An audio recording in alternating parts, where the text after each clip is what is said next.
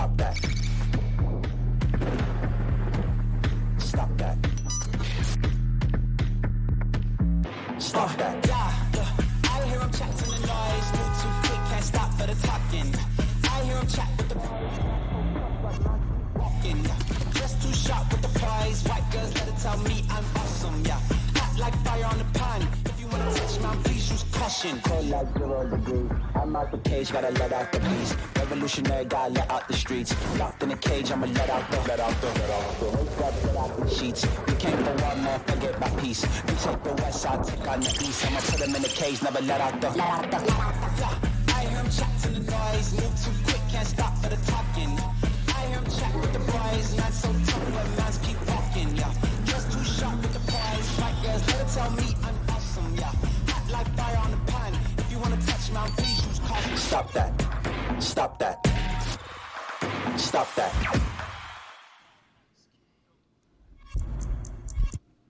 Izzy Gutierrez is in with us today. Did that go out on air, Chris Cote? Is that where we started today? With that was a callback to yesterday's show. Like we had so many things happen yesterday. Well I'm like, let's do it again today. Yeah, let's just keep doing that. Yes. It's always fun. One of my favorite things is right out of the gate when we just trip and fall on our face. Just what I needed. Somebody has written in here, Dan's unique talent is to make me want to disagree with him about something he supports strictly because of how obnoxious and whiny he sounds delivering it. Kicker is that most of the time I already agree with him. I do think that's my unique talent. I do believe that talent is something I have more than any other talent. Make people who agree with you disagree with you? That's right. Yeah. Just because of tone and not even the substance of what I'm saying. It's just my face. It's a Jedi mind trick. It's just the Le Batard one. This is also fair criticism, I think. Dan is wild. I don't think he's ever just said, I was wrong, without some elaborate explanation as to why he actually wasn't wrong. Everyone else is just too simple to understand his deepest of thought processes. I believe that's also correct. It is. What do you mean you believe? Well, I'm not sure. To say that it's correct would be to admit I'm wrong. You confirming it doesn't prove anything. You do a lot of, oh, I'm sorry, that's not what I meant. This is what I meant. That's correct. The part that you think is wrong, that's not what I meant. I just meant the parts that you think are right. But I did want to talk about something to start the show here today, because I'm always talking about the fact that I think that sports media coverage cruelty makes it so that it's very hard to simply celebrate greatness in sports conversationally. And what I wanted to talk about as it relates to Simone Biles is something that happened with me watching her that I was legitimately surprised happened to me, which I had a hiccup of breathlessness, my breath taken away from when she lands, the way that she lands, because I realize I'm watching something that goes beyond where I thought human limits used to be. And when she hits in that corner without taking a step, the sound summons something in me. A hiccup of my breath taken away. And so I know there are times in sports, all over sports, a goal horn, a moment of drama. Hell, the rugby result yesterday, where the last play of the game, you're winning the game. There are all sorts of things that happen all the time in sports that are like that. But I wanted to ask the group, where in sports do you find the things like that that are celebratory in nature and test human limits or what you think about human limits so much that your breath is literally taken away in the moment of what it is that you're witnessing, because you're like, how does a human being do that? That is well beyond anything I've been able to see a human being ever do. How does that human being do something so much better than everyone else who is working just as hard as she is at what it is they Who's do? ever done it, though, Stugotz? You think you know something. No, we're not experts. I watched that floor exercise last night. That's the stuff that takes your breath away. But there have been some stuff online recently where they've had actual like D1 gymnasts just try to do a move that she does, like that spin, like crouch down move. I forget what it's called, on the balance beam, and they can't do it one time. She does it 3 times. Meanwhile, you're talking about her landing like perfectly on a move named after her. Yeah, it's breathtaking. Call me old school, but a 104 mile an hour fastball still gets me going. Huh?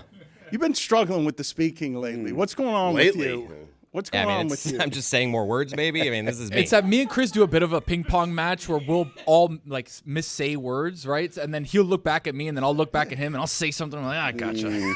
Chris is human. What'd you say? 104 mile an hour fastball. I feel like I stumbled on like one little word in there. It was pretty clear what I said. So you see a 104-mile-an-hour fastball and you go, Hiccup? Like Dan last night.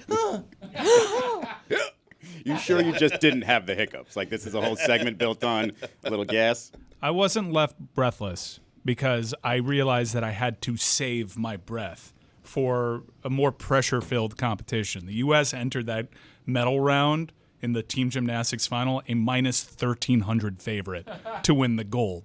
In fact, if you watch her routines, for her, which is, I mean, the curve that she's established, she played it kind of safe. Yes, the difficulty level, especially with the floor exercise, is way up there. But if she'll step out of bounds or she won't get as much height, like these are things that she was playing a little bit more safe with her routines with. They had the goal wrapped up. So, like, Right. there was an interesting moment in which when she was on the floor, because we all know what's hovering over all of this is the pressure and what happened at the previous Olympics.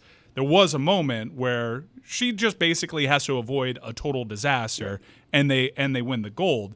But all the other rotations stopped, and all eyes were on her. And it took something that already has a fair amount of pressure, just made it way more tense. But for me, I'm saving my breath for like the all around the individual competitions, because the competition is going to be so much more heightened, and the pressure will correspond with that. They talked about it. Her and Jordan Childs talked about when they knew they won the gold, and that was when Simone hit her vault. Because that was when they were like, oh, okay, we're not going to have flashbacks to Japan. She's going to be okay. And that's all she has to be is okay, and they're still going to win. I don't know if any of you guys watched the latest documentary with her on Netflix. I liked it. I thought I'm watching it was the Peacock one. Okay. Yeah. Okay. This one, it's very much like, the sprinter one, the receiver one. It's all sort of cookie cutter. But this one, the thing that got me about Simone Biles is I always thought of her as this perfect, like, athletic robot, like this princess, like, because obviously they started at such a young age in gymnastics, and she has been so good, almost robotic in how good she is.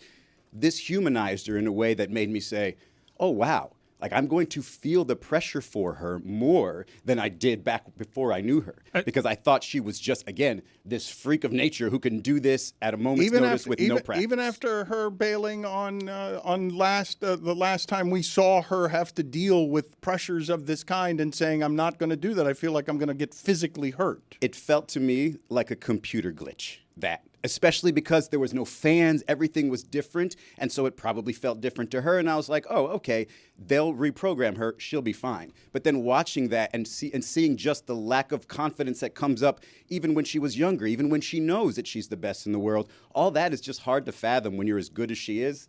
But yeah, it humanized her in a way that made me feel a lot more pressure for her in these games. It was kind of a relaxing experience to watch, to know that they kind of had it locked up, because I have a strange amount of connection points as a 38-year-old white Hispanic male who can't do anything near what she can do, but was in front of microphones, was defending her, was someone that suffered with performance anxiety and self-doubt and panic and all that stuff. So I was already locked in and fully invested, but also as someone that has provided all that context, just an admirer of the competition, peak athletics, and actually conquering your demons, I reserve my breath for what's to come later on. And I wasn't totally blown away by it because she had to play it safe, and it was a team competition. The rules are totally different. But the team competition, to me, and I'm curious what Jess thinks about this, is because you mentioned your age. And so to me, like, I came up with, Mary Lorette, and I mentioned it yesterday,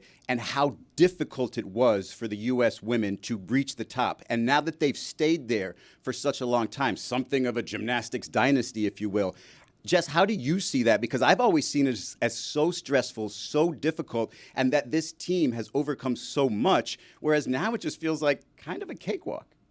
yeah, I would say that this team is definitely peerless, I guess you could say. Like, they won by 6 points, and then I think the bronze was another 7 points behind that. So they really didn't have much competition, but you still have to go out there and actually perform and do it, which that in itself takes so much strength, and especially given all of the horrible scandals in U.S. gymnastics over the last 10 years, just knowing that these are athletes that have been through that and have seen like the really ugly side of gymnastics too. I don't really take anything for granted with them. I think everything that these athletes have accomplished should get the most praise because of how difficult the road has been, and just even how difficult the sport really is to compete in. It's so hard. I mean, these are athletes that start competing at such a young age, and I can't even imagine how difficult it must be to go through it and then to ultimately win gold. It must feel so cathartic, especially. I'm glad it still feels that way. Just waiting. Because for me, for somebody who's been watching them as so great for so long, I thought that maybe you'd take it for granted. But I'm glad you don't feel that definitely way. not. And especially because there were former gymnasts that were formerly competing for the U.S. that did make negative comments about this team that these gold medal winners heard and internalized and then kind of threw back at in their faces. I thought that was another really nice way to end it too. Given what she dealt with and all the other people that don't follow the sport whatsoever, forcing their takes, and it became something that spiraled into just a mass scandal. I, much like kind of Megan Rapinoe with the pressure with the World Cup, because there was all sorts of political stuff going around her, I wanted her to reach the top to shut everybody up. And for Simone, I want her to have a situation where she's challenged, where everyone can acknowledge, wow, how is she going to do this? Not only is everyone bringing their game, but she also has to battle herself in this moment, her physical and mental. She has to overcome all of that. And I kind of want to see those moments play out as an admirer of her, admirer of the amazing things these people can do that I have zero connection point to. I want to see that. You heard their team name, right? Why is this music playing right now? It's our Olympic music. It's our Olympic music. Golden Girls. But what are we doing? Is it Golden Girls? That was what she said was the official tune. Oh, okay. Wasn't it F around and find out? Is it? Felt like Fafo? this segment needs a bed. That's what I was thinking midway through. Cool. Yeah. Well, at least it's not a dangerous topic, kinda, to like have a bed interrupt you in the middle of your take. Because everyone's being. We're put talking about to like mental sleep health. by it. Talking about Olympics. Did someone say Dynasty? I didn't hear anything else, but I did hear Dynasty. Was there Dynasty talk? There's a dynasty. Really? It's a women's dynasty. Wow, Yes. I love a good Dynasty. I have in front of me here some Cote criticism that is coming fast and hard from yesterday. Not Chris Cote, Greg Cote. What? I get the show, but listening to Greg Cote, who has never been the best columnist at his own newspaper, complain about the U.S. gymnastics team celebrating third place had me the closest I've ever been to wanting to punch an elderly man.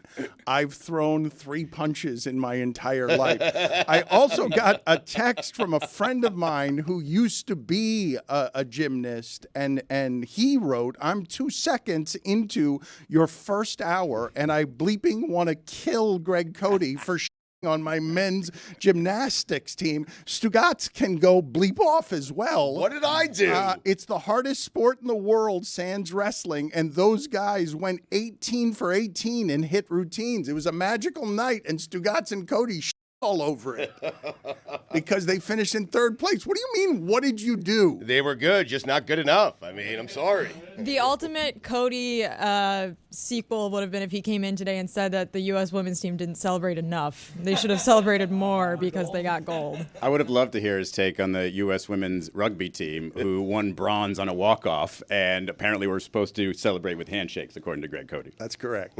Tony, at some point today, I am going to send you into Miami with prizes for people on the street, anyone who can name a single Marlin. Anyone who, right now, a single current Marlin, because the Marlin payroll is now under $14 million. They've traded every player. They are paying no one more than $2.1 million. We could just do that in the studio. I was gonna say, I don't know if I could name one right now. I'm curious if Tony dresses in preparation to be thrown out onto the street every day, because it feels like you get tossed out quite often. Just in case, the only issue I have with that, Dan, is if they tell me somebody, I don't know whether to confirm, like if they're a Marlin too. So like I need somebody there. You better with me print to out the help me. roster. You got to have a roster. Bring a Joke's on Marlin you. with you. Yeah. Joke's on you. The Bally's blackout meant that I didn't know anybody's name before the deadline. All you have to do is have a roster, Tony, Yeah. a printed roster. I know, though, now, this happened to me the other day on Pablo Torre Finds Out, because I was using physical paper in my hand. Mina and Pablo were making fun of me for using physical paper in my hand. So you don't even have to print out a roster, I suppose. You could just... It's on your phone? You can just have it on your phone. Yeah, but you know me. I like to have my hands loose. I like to have the Exactly. mic making things happen. So I need somebody else to hold it for me. If you were to count, just guessing around the room, the total number of punches thrown by people in this studio, what would you say that number is? It's Because I had funny- this thought the other day. I think Dan is the leader. I've been in one fight. I don't think I actually threw a punch.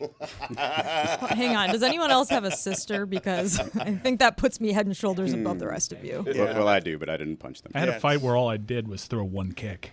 So not a Yeah. punch. No, I've thrown punches in a fight before too. Like But- a Masvidal? But like, yeah. No, I knocked the wind out of some dude in elementary. Ironically enough, his name was also Mike Ruiz. Wow. Yeah. Just a kick, though? Was it like Yeah, a- I was a black belt in Kempo. Couple of Mike Ruizes.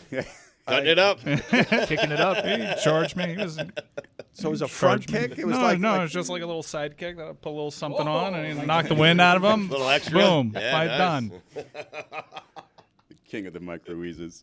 You guys were That's what we were fighting about. making fun of me because of the hiccup of the breath taken away, but only Chris Cote gave me something that actually produced that feeling for him of awe in sports. Because the reason I bring it up, right, I was making fun of Stugotz and Cote yesterday for being so hardened about having seen so much sports that they can't muster enthusiasm for a third place finish in the Olympics because it's not good enough for them because they're world weary about sports. The same can be said of me, and I'm surprised that it snuck up on me that way because I know what I'm watching. I know the greatness I'm watching.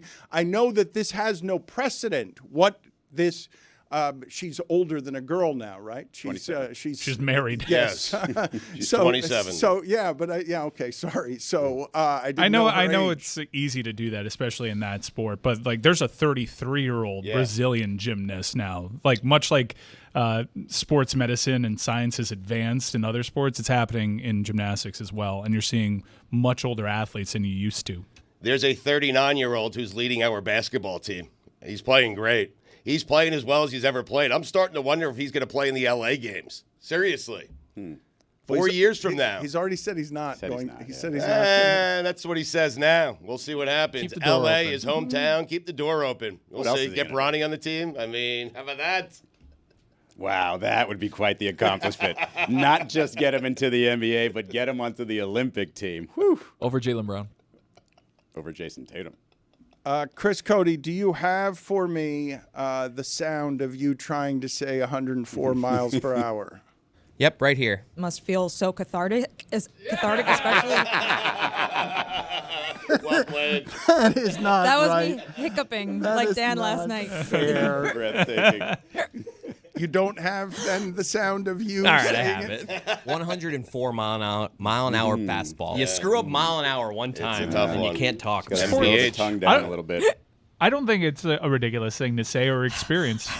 Sports take my breath away all the time, but it just, I guess it was just so academic for them to win the gold that I couldn't bring myself there. You want to see her in pressure moments, right? But you're saying you'll get that in the individuals. It's kind of weird because I do, but I don't.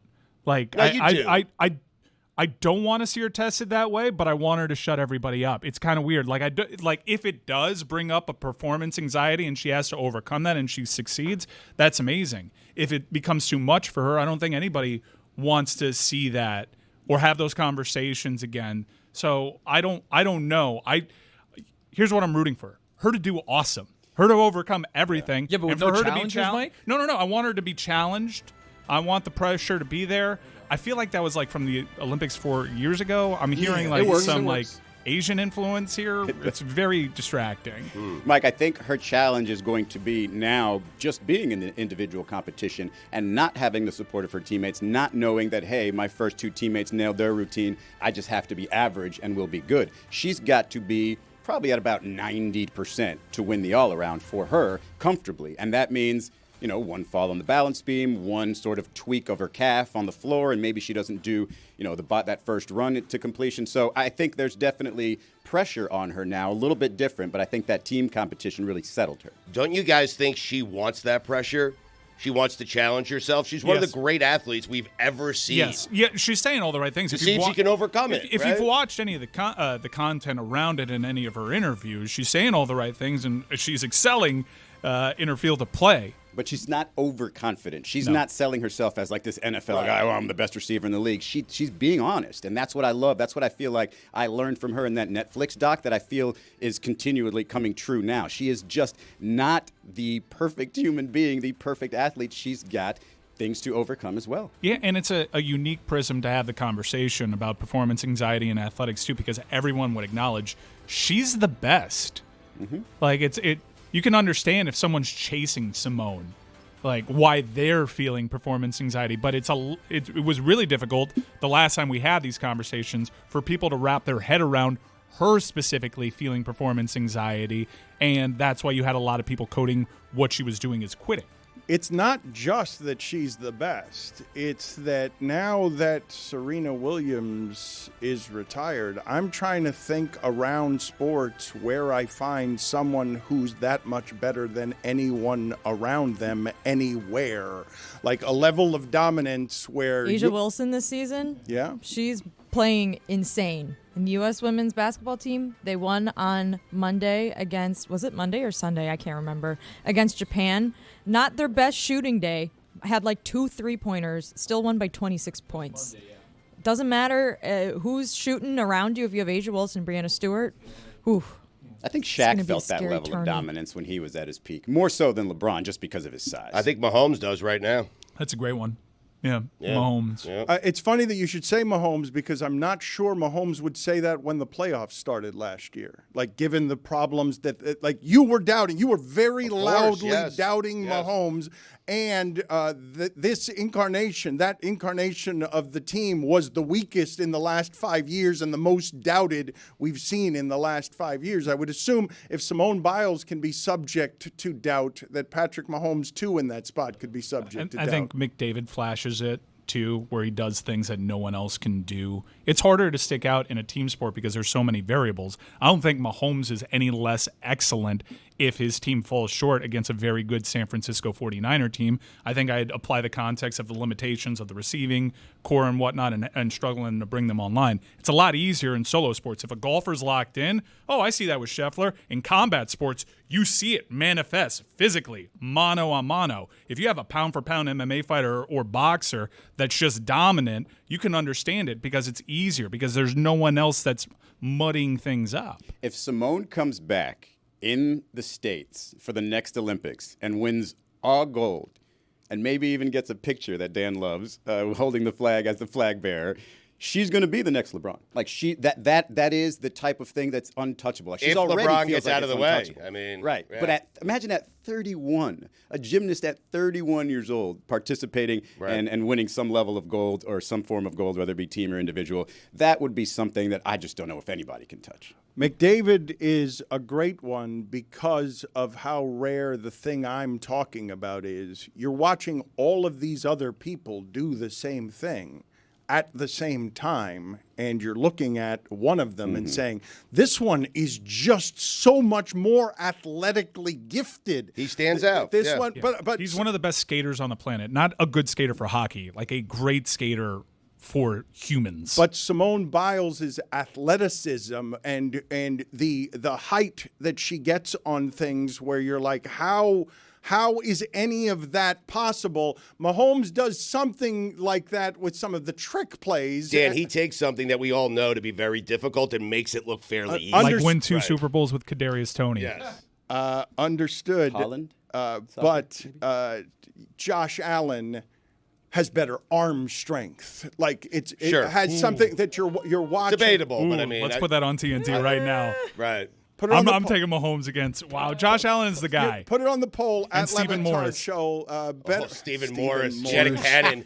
Mike is right. You had to be He there. It wasn't accurate, but he had a cannon. You had to be there. It's probably going to run back for 6 the other way. All right, put it on the poll, Juju, at Le Batard Show. Better arm strength, Patrick Mahomes, Josh Allen, or Stephen Morris? Oh, Go man, ahead. I thought he was going to be so good. A couple of coin tosses. Go ahead and put that on the poll. Also put on the poll, does rugby seem like a sport that was made up by bouncers at Le Batard Show? Because every time I'm watching that, I'm like, what's everyone out there doing? Sevens is crazy. They are just running full speed the entire time. I don't really understand what's happening, but it is like shocking every time I watch it. Someone has explained it to me several times how it's safer than tackle football. I've been but I watching don't it really with see it. my boyfriend who like played rugby, and he's explaining it to me, and I still don't know what's going on. But before we close the loop on Simone Biles, like I don't think it can be overstated how much she's changed gymnastics. Like she has transformed the entire sport, and she has transformed U.S. gymnastics in particular. So regardless of how she does in the individual events or in the all-around, or if she comes back in 4 years to compete, she has already left her mark on the sport and on fans. And like there's really no accomplishment that she needs to now complete to have her name as the like predominant name in the legacy of U.S. gymnastics forever. Oh, but she's got to win. But she already has. Yeah. But she's got to win more. Like this is That a boy. Like, was- no, Yeah. I'm just. But no, she doesn't really though. Like Now you're she's coming around. already She's already become the Michael already done Phelps. it. Like did Michael Phelps have to win at the tail end of his Olympic run? Like I think that's the barometer. At her peak, like she was unbeatable. I agree with everything Jessica is saying, and if she loses, it will be crushing for all people involved who celebrate her. What were you saying about a cannon club? There's a website called cannonclub.com, NFL's greatest arms. I have their rankings. They have Mahomes number 1. They have Josh Allen number 2. They have Favre 3 all time. Stephen Morris not on the list. The Cannon Club. You guys are very comfortable saying that Mahomes has better arm strength than Josh Allen, and I thought it was just an understood consensus that Josh Allen has the biggest arm in the sport. I didn't think that was even something up for debate, and it's no knock on the arm of Mahomes, obviously, but I just simply assumed that no one can throw the ball harder and farther than Josh Allen. Yes. All right. You know what? Flip it. Minor penalty, 2 minutes, stumbling. Michael Vick threw a ball out of a stadium. Did we forget that? You know Did what? we forget that? I brought that up the other day. I was thinking that Michael Vick had the greatest arm that I'd ever seen. It wasn't accurate, but he had a cannon. Best lefty man. arm? Vinny had a cannon too. Is it me or does Lamar Jackson look like he flings it like a frisbee? Like Yeah. if he really let it go, he could toss it 70 yards if he wanted. He's like one of those guys. He doesn't have he looks like he would have arm troubles. They need to bring Like, he, that like, drops his competition elbow. back. I miss the old quarterback So club much fun. competitions. And the pants. Bring You gotta that bring back back. the Or pants. Zubaz. Uh-huh. Wait, Mike, what was it? Like, refresh me here on They would. quarterback. It would be during the Pro Bowl. They would make just a specific TV special that would air on ESPN. Like if you got home early from school one day, you would see Jim Harbaugh throwing a football that had blue powder at the end of it at a bullseye, driven by like some dude in a golf cart. That was the best. It really was. That's how you could tell Dan Marino was the most talented quarterback just by the way he walked around those other guys. He Yeah. knew he had the cannon. You he would knew. learn- It was like Larry Bird at a three-point contest? Yeah, All right? the quarterback club went away in the late 90s. They need to bring that subdivision of the NFLPA back. You just redo the posters of the quarterback club, all wearing like Zubaz and jackets. The throwback God, hats. do that. Yeah, Quarterback Mahomes club. could never throw it out of the stadium like Vic did. So wait, just to be clear, that was a Powerade commercial, was it not? Nope. No, it's real. This was real. Yeah. Oh, okay. Threw it completely out of the stadium. So you're saying Mahomes could never do that? They're saying here on cannonclub.com that Mahomes has thrown a football 85 yards. Allen 80 yards. I don't know if that's the way you measure who has the the best arm, but I It guess seems it like is, a pretty right? good way to measure Yeah, it. how would you gauge it? By literally measuring it. The size of their arms. Will Levis to me. Cannon. If you squint, So if you throw it harder but shorter distance, you have a bigger cannon than if you throw it farther? I think distance is the key, no? Well, I think distance, the key is, can you put some touch on the ball? Do you get a running start? Is this the Stu, rule what should are be you doing? three Five-step three drop. step, yeah, 5-step drop. I'm breaking fine. down arms. and just like one step into the throw. You can't get a running start. That's for a different competition. Kyle Bowler threw from the 50-yard line on his knee over into the goalpost, past the goalpost. Different competition. It is. That's Yeah. a good arm, though. shot. Stand still. All right. That's a name, though, for the quarterback club. Kyle Bowler. Very tail end. You could kind of recognize I him. mean, That's you're when on you a knew it knee was and you falling can throw it apart, into though. the field goal post. Like, come on. What's wrong with the Cannon Club? Hey, Dan. Hey, Dan. I wanted to get back to something that happened with Stugotz yesterday when we were talking about this competition, show Olympics that we're doing, and somehow, and I don't know how this happened exactly, I've been ensnared in the swimming portion of the competition. But when I left the show yesterday, it made me laugh, this idea that I neglected to see when we were talking about it. In the spirit of Stugotz and Greg Cote always overestimate their own abilities and underestimate the abilities of great athletes, Stugotz actually said the key to our race is he and I getting to the wall and spinning and going the other way. Oh, yeah. And I'm like, you think we're actually going to speed up and do that well? You think that that's something that I am. you and I are going to do well? Are you even going to know when the wall is approaching? That is correct. My eyes are going to be see. closed. I'm going to be holding my nose, swimming with one arm. I had the same thought, to be fair, because like the moves that they do to turn and then push off the wall, they're very choreographed. It's And the hardest thing in sports. It's probably one of the hardest things. Other than the butterfly looks terrible. I would never want to do that one. Seriously, it's so slow. It looks so awful to do. Every other stroke, fine. You could sell me on the backstroke. You could sell me on the freestyle. I don't know how they do the butterfly. I don't want to be stroking it that way. You guys aren't going to believe what just happened in here. He pantomimed the butterfly stroke and then muttered "ow" under his breath because he's been complaining about his arm for about 2 weeks, saying he's got some sort of pain that makes me think that he. It scared me a couple of times that his arm hurts this much because arm pain can suggest in people of our age some heart difficulties. The ticker is doing just fine, Dano. Just fine. We may have to cancel this swim meet, though. I mean, Didn't they also say they could get a point? Or Greg Cote said they can get a point off of a Olympic ping pong Stugotz player? said that he could Stugotz do said that. I did. Yeah, a little slice backhand. I mean, You wouldn't Not the touch guy I ball. was watching this morning. Oh my God, his serve was crazy. Jessica, not anybody. He cannot get a point on anybody who's winning an Olympic gold medal. We said that the last time, and then the 6'11" tennis guy whose name is escaping me right now. Riley Opelka. Riley Opelka. I returned to serve. with a cigarette in his mouth. Yeah. Yep. He's not an Olympic medalist. That Last is time I not checked. the Although he's same. on the comeback trail and he looked good. Really? Yeah, he was out for basically 2 years. Bad injuries. Way to go, Stu. I took care of him. You ruined him briefly. You keep saying you returned to serve. Did you actually play the point out? Because you're talking about winning a point. I in returned ping the pong. serve. He hit it back. I hit it into the net. All right. I mean, So point you're up. over. Yes. Yes. When are we ever going to do? He thinks he can make 6 or 7 penalty shots against an MLS goalkeeper. I'll let him do it against Mike and not get 6 or 7. Is he allowed to drone? Is the goalie allowed to drone scout where the kicks are going, like Canada has been? I don't telegraph. I mean, I can tell you that much. I look one way, I kick the other way. I mean, you'll see. Don't tell us That's that. the telegraph, Well, Stu. listen, just don't tell the goalie. I mean, That's the note that I have on my water bottle. yeah. Looks one way, goes the other. So if the goalie is listening, he'll think that I'm looking one way and shooting another way. But I will look the way and then shoot that way. Now I've got him thrown figured out off. Sure, he's PK. never dealt with that.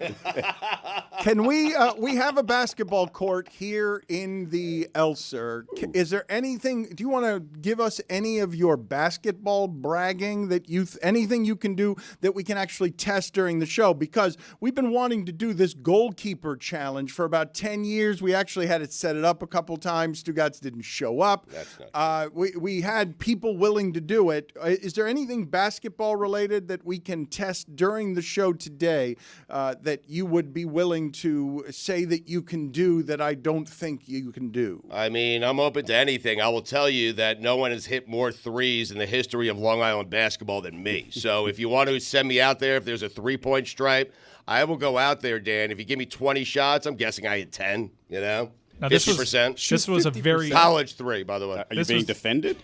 This was a very easy thing to look up and prove false, which it has been several years with this lie. Yes, this lie is not in any way true. 6.5. You had my coach on. I mean, You made 6.5 threes? I had 6 1/2. It's a record. You had Steve Shackle on, my coach, Coach Shackle, Shack. I love him. You had him on to verify it, and he did. I mean, he said I had a sweet J. You guys were all there for it. Mike was there. Chris was there. Was a Dan, you were record. there. Was a record. At the time. Chris, can we please find, I don't know if it was the first year of Long Island basketball, the first year in the history of Long Island basketball, first game played in the history of Long Island basketball. Can we find out if they can get us in the gym here so that we can just see Stugotz at some point during the show, post-game show, take 20 shots? I don't think he's going to make 10. 50% from 3. Yes, that's what he's College. saying. Yeah, you delivered you okay. delivered on the free throw challenge that Thank we you, did Mike. at the Heat facility across Yes. the street not too long ago. I took 100, right? Yeah, and you made more than you missed. I did, yeah. Yeah, that was a. I made that like was a bit. 60-something, yes. Yeah. That's right, Jessica. That's a different thing. You should be unimpressed by that. Yes, it's wildly unimpressive. But for him, and where the bar was, and I was running. he cleared it. He was running. He says he did do some running beforehand. So I he could would do be that hard thing moderately because I did tired. this easier thing Yeah. one time. All right, we will test this at some point during the show today. Do you guys have any thoughts? Because I have not talked about this. Charles Barkley put out a statement and talked a little bit with Dan Patrick about saying they're going to give everything they have next year, but it would appear that's going to be the last year of that show in certainly on that network, but in its entirety, I wouldn't bet on that show being back and just being purchased by someone else. So what do you guys think is going to end up happening there? Barkley does seem a little less strident about retiring. In the same interview, he kind of let it slip that they've already started talking to other networks. So, like we said previously, As a show, Mike? Like we said Yeah, previously, but it's not going to be the same show I if know. Ernie's not there. Charles has been talking about, again, I don't know if I believe that Ernie wouldn't be there because you can just, all these people, in that statement, he was very careful to say, look at how much money they have because they can just buy the entire concept if they're out there. Charles has been talking about retirement for 15 years, and he always takes money. Chris Cote, do me the favor, please, of playing the stat of the day music here. It's got a little heartbreak in it today locally. Start of the day, start of the day, it is your start of the day. Start of the day, start of the day, it is your start of the day. Start of the day, start of the day, it is your start of the day. Start of the day, start of the day, it is your start of the day.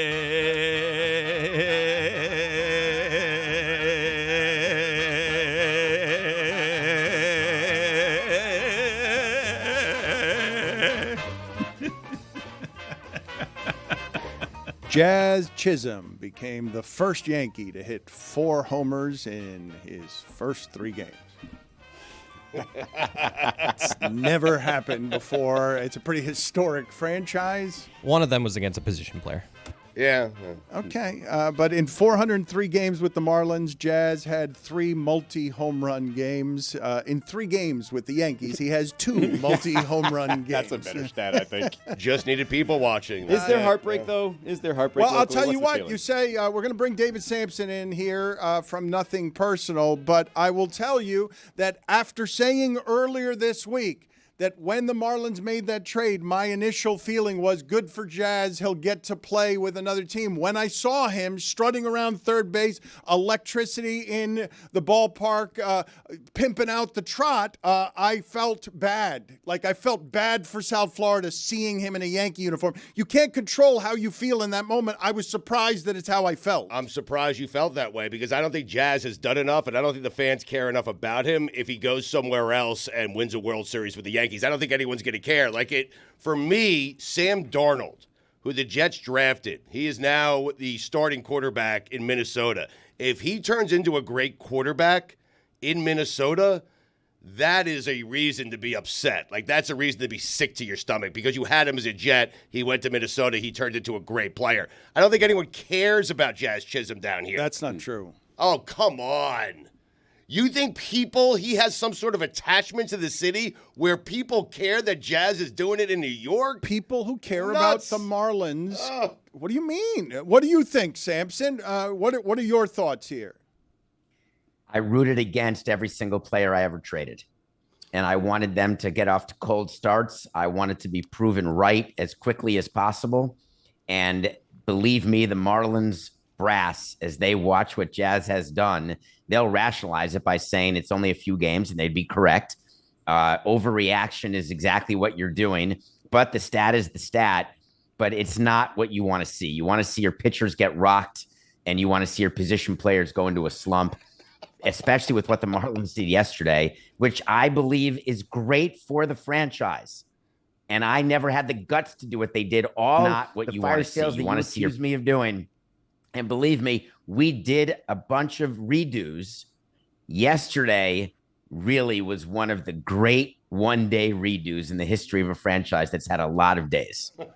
Stugotz, why would you think that Marlins fans, Jazz Chisholm is not only their biggest name player, was their biggest name player, but he's the only national star that they had. Like, he's the only thing that they had that had personality and marketing behind it. First of all, David is speaking from a president of a Major League Baseball team standpoint. So, of course, when he made a trade, he would root for himself to win that trade. Doesn't want the player to perform well. I understand that. I just don't think Marlin fans, he wasn't traded to Philadelphia. It's not Atlanta. It's not the Mets. He's in the American League playing for the Yankees, and I don't think he did enough down here for Marlin fans to be glued to their television, sick to their stomach because he's hitting home runs in the Bronx. It can just hurt. It doesn't have to be glued to television, sick to stomach. I like Jazz, but I'm in the grand scheme of Marlin fire sales, I'm with Stugotz. This one doesn't even make the medal stand. Right. This is like we traded away Ozuna, Yelich, and Stan. We traded away Gary Sheffield.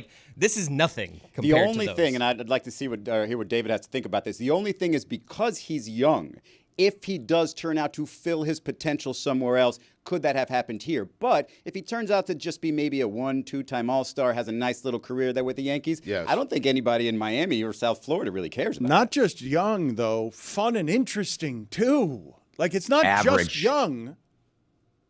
He's average, Dan. I know you're excited about him because he was on the front of the show. That was all Jeter doing that. All the talk of Jeter being his idol, and it was all ridiculousness. Jazz needed to be traded off this team, and the fact that he was given to the Yankees, whatever happens with the Yankees is fine. He's not the star. He's not the center of attention. He's gotten off to a good start, and that's going to maybe give him the false sense that he's the center of some amount of attention. But wait till he goes 1 for 13 in New York. In Miami, it gets ignored with one camera. In New York, you're on the back page of the Post. So be careful what you wish for. Dave, you're saying he is average, and so far, numerically, if this is the player that he is, and he's been injured, then you will not be wrong on that. But I'm not wrong when I say rare is the player that has that kind of power at that size. Rare is the player that has the skill set that this person does. He can grow. His potential is bigger than his production has been thus far. And I believe that he can be an above average player. He is not an average baseball player. It's just wrong. You've described hundreds and thousands of players who didn't live up to what their potential could be, what they were scouted to be. They had the body to be better. It's just what you're saying. It's full of emotion. I get it. You're an emotional person. Dave, you cannot tell me I'm wrong in that amount of pop at that size. I am not wrong about that. Dan, the players voted him the most overrated player in major leagues. In the major leagues. Think about that. The players voted. Because of the amount of attention he's gotten while playing for the Marlins. Well, because he's average. His production so far has been that, but I believe he's going to be better than that. And I believe when he gets a chance to do it in a place that he's enthusiastic about playing, that outside of injuries, that he will be better than that. I'm not arguing with you that the production hasn't lived up to the hype. I'm not arguing that part. $5. For? Tone. Oh, yeah. Okay. Yep. Over Jazz, I can't believe the hill you're going to die on is the Jazz Chisholm hill. You and Billy. It's staggering, the fact that you don't really have any discretion when it comes to your hills anymore. You and Billy really care about this franchise, and I kind of recognize being the lone angry voice, like why isn't anyone caring as much as I do? And I think that's where you're at with the Marlins. I mean, they were blacked out here in the market on a major carrier for most of the season. That goes understanding. And most people were like, it's fine, better off that. And they were in last place. Oh, but they didn't break up. This wasn't me trading away great players. This was a team trading away last place players. Let's not exaggerate what went on yesterday. Yeah, and I think my detachment from the Marlins was exactly what Mike said. It was them not being on TV. I'm not going out of my way, paying extra to watch them. It was a detachment, as far as I'm concerned, as a fan, while they were doing good, because I couldn't see them. You guys can be detached all you want about the fact that they've killed baseball down here so thoroughly that Chris Cote is like, yeah, I'll take a beating. It's not as bad as all the other beatings I've taken. I'll take this beating. This beating seems like it hurts less because it's not my entire outfield. But we are a last place team, Dan. Like, Right. what are they building around Why keep here? them? Yeah. Like, if we were in contention, I would agree with you. But it's just there's like Tanner Scott, Arise, and Jazz Chisholm. It's just like, yeah, fine. So it's the lone thing that I miss about being a Browns fan is that nothing can break me. I've seen it all. Exactly. Nothing can hurt me worse. Achilles, 4 plays in. What do you think of the trade deadline movement in general, David? I love it. Listen, when they changed from 2 deadlines to 1, here's a little nugget for you. There's no August deadline anymore. So this is the final deadline. What your roster is what your roster is right now. And MLB did it trying to win a day. And I think they won the day. There were 30 trades made. The Olympics were going on, yet people were very focused on all the movement in baseball. And you try to do it. Roger Goodell is the king of this. He wants to win a day, and he finds so many different ways to win days. And this one was for MLB. No, they weren't, David. No, we were all watching the Olympics yesterday. Come on. Well, split screen. Simone Biles was performing. Suni Lee, Jordan Childs, Goosey's, by the way. I was her updating X all day waiting for news. And it's funny, before social media, the way we got trade information on trade deadline day is we'd watch either ESPN or MLB Network, and there'd be a ticker. But really, the way you do it on the inside is you get a computer list of the rosters of teams, and you see players being blipped off one team and being added to another team. But yesterday, all you had to do was press refresh, and it was horrible because my For You timeline was all political. Is anyone else having that issue? Yeah, I'm trying it's to follow almost as if baseball. they're fixing it that way. There's no way. I stay off the For You timeline. Do you believe? What do you do? Just the following? Just the You following. got to do My following. little chamber. That's the default position For You, and they're very clearly trying to manipulate the election. I can't deny that. It's horrible. But the problem is I don't follow enough people, so my following is just full of nonsense. So I'm going to do better. Maybe I need a list of people I should be following. I also don't like when you update your Twitter and you get the same 10 people trying to be first to something, but then they have to give credit to the same guy. So you're seeing the same thing 10 times. I got to find a way to get rid of that too. While we're on the topic of tech, if you have a Yahoo email address or Yahoo password for your fantasy leagues, go ahead and change that. There was a big data breach today. What are they going to learn? What else is like new? my favorites, like my keeper? I'm numb to the data breaches. I get things in the mail that my data's been breached, and I used to have people ready to be hired in order to fix things and change things and It would get stop a new your Social day. Security. Yes. Now I throw it away. Like, what, you think anyone's going to change their Yahoo password because of a data breach? Every time I get a text that says, "Hello, Jose, how are you today?" I was like, "Oh, another breach. What? I wonder what it is this time." Samson, stay there. We're going to come back with you in a second. I want to talk to you about what Inter Miami is doing because they're raising ticket prices again. What are They're you lying to you. What are you smiling about back there, Mike? Why are you smiling about raised ticket prices? It was a banner day for Inter Miami. They got a lot of news, some of it good, mostly bad. We'll get into that with David Samson next. But it seems as though the people that are paying for Messi aren't Brighton, who just bought a player. It was a great bit of business from Inter Miami. It's the season ticket holders. you're paying for everything. That's right. That's how that And one you're works. getting less as a bonus. Yes. Look at that. And look at how that smile on David's him head. so Look happy. at him. Yeah. Look at how radiant he business. is. And you're schlepping to Fort Lauderdale. Asshole.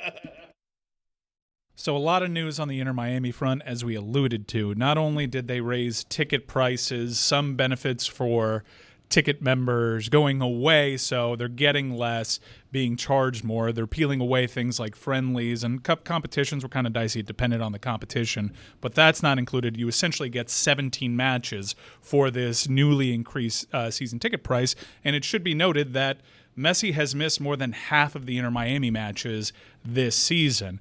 People who would make this investment in Inter Miami could always fall back on the secondary market, like Game Time. Game Time is an unbelievable place, everybody. Fantastic. That's where I would sell my tickets. That's where I would buy my tickets. was I didn't even sneaky. mean to do that. was No, it sneaky. even snuck up on me, Dan. I wasn't even planning on it, but it was just so perfect. I couldn't avoid it. Download the Game Time app, create an account, and use code Dan if you want to get these low-priced Inter Miami tickets, because there's going to be plenty. For $20 off your first purchase, terms apply, last-minute tickets, lowest price guaranteed. So here's all the news. Great bit of business. They bought a player for $3 million and have sold that player, Diego Gomez. He's going to Brighton. That was reported by the great MLS reporter Tom Bogert. Follow him. He's amazing. That's a great bit of business. One of the better deals in terms of transfer, bought, and sell price maybe ever. And they also announced, very quietly, the stadium isn't opening in 2025. I think that became pretty self-evident if anybody's driven past the site. Or flown over it. Yeah, or flown over Or it. lived in Miami for 5 minutes. Yeah. So that's not going to open until 2026. And that's a bummer if you're a season ticket holder. You're hoping to get in that building. But what else do you have for me, Inter Miami? Also, we're raising ticket prices on you. What do you make of the day that was for Inter Miami yesterday? It's a day from heaven for the owners, because they've got to start recouping the investment they made in Messi. And it was always their plan when they gave him that contract, was to figure out the different ways. And I think the issue with the stadium, they knew from the beginning the stadium wasn't going to open in 25. It never had a chance. There's not a piece of rebar. There's not a piece of rebar at all on the site, as you know. And they chose today to do it, because it's sort of like the news dump, where here's everything that we're doing. We're going to rip the Band-Aid off and give it to you now. But the thing is, Mike, that while you got rid of your season tickets, they've got enough season ticket holders in Fort Lauderdale who will pay that price. And as long as that happens, the prices will continue to go up. All that has to happen is for people to say no mas, and be done. No, pun intended. But I think that day is coming, because they were very careful. The supporters section, which if you've ever attended a game, they've got a great supporters section. They were going to stage a walkout last year, and at the death, Inter Miami avoided that from happening. I don't think they're going to be able to avoid it. And as someone that hadn't gone for quite some time, I went to the Leagues Cup match last weekend, and I was kind of disappointed by the crowd. That was a crowd that, no matter what anybody would say about this market and its interest in soccer, even pre-Messi, it was pretty well attended, and the crowd was thin for this match. I think people are starting to say with their money that they're not buying anymore, and we'll be curious to see what the pivot is. And I think Miami is just being Miami. And I don't want to be critical of it as a market at all, but there are attendance issues. There just are in every sport. And you can clap back at me with the Heat or with the Dolphins, and I will always argue that attendance in Miami has been an issue. It was thin for Inter Miami, not thin for a crowd. And I would not at all, considering the trek that most Inter Miami fans have to make. I would not put any of this on Inter Miami fans. I think they're really loyal. They've shown it since day one of the franchise. This franchise is starting to betray the day ones, and it's really unfortunate.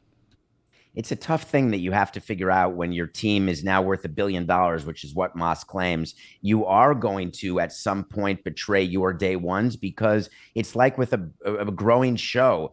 Your day one audience is different than your day 1,000 audience, and you don't want to betray them, but you've moved on. You've gotten bigger. It's like saying that you're sad about your starter house, that you move out of it when you get to move into a bigger home. Are you betraying that starter house? And I don't want to sound like I'm being too harsh to original fans, but the reality is, Mike, that you're the last person on an owner's mind. The day one, the emotional guy, the one who bought tickets. And I'm just trying to give you some truth here. You're just not the focus for the sales department or the owner. Mike, I'm curious if you would have felt this way if Messi hadn't gotten hurt, if he was playing in that game, in the Leagues Cup game, and it had been the full sort of rowdy crowd that you expected. Were you still thinking that it's on the verge of, I guess, some sort of fan collapse, if you will? I don't think they're on the verge of a fan collapse. I think that they're going to, I think that from what I'm gathering on social media, I don't think they're going to be able to avoid a supporter walkout, which are optics that I know for a fact they desperately tried to avoid last year because they didn't want those. And so we'll see if they're able to avoid it this year. I know the Inter Miami fan. I know how vocal they are. I know how passionate they are and how hurt they are by this. And they're feeling priced out by all of it. And no, it's not like the starter home because Inter Miami is not going to give up the starter home. They're going to own that land in Fort Lauderdale no matter what. And they got a pretty sweet deal on the new land. I'm not at all comparing their trials and tribulations to that of the average American moving homes. I would say that supporter walkouts, if you look at the EPL and look at soccer overseas, there's supporter uprisings all the time. And they're hugely effective to the point that they broke up trillion-dollar deals. I think, if anything, the U.S. soccer fan can learn something from what happens in Europe because they don't – do you realize – I know somebody that runs business operations over in the U.K. He has to have a town hall if he charges 7 cents more for a soda. The fans absolutely have a voice over there, and we should honestly learn something from it. Wait, because they have the town hall, does that mean they don't go ahead and do the price increase? Often. That's like Ricketts flying. David, are you trying to outgun me here? Because, they've I'm stopped it. Ask are you not familiar with Super League?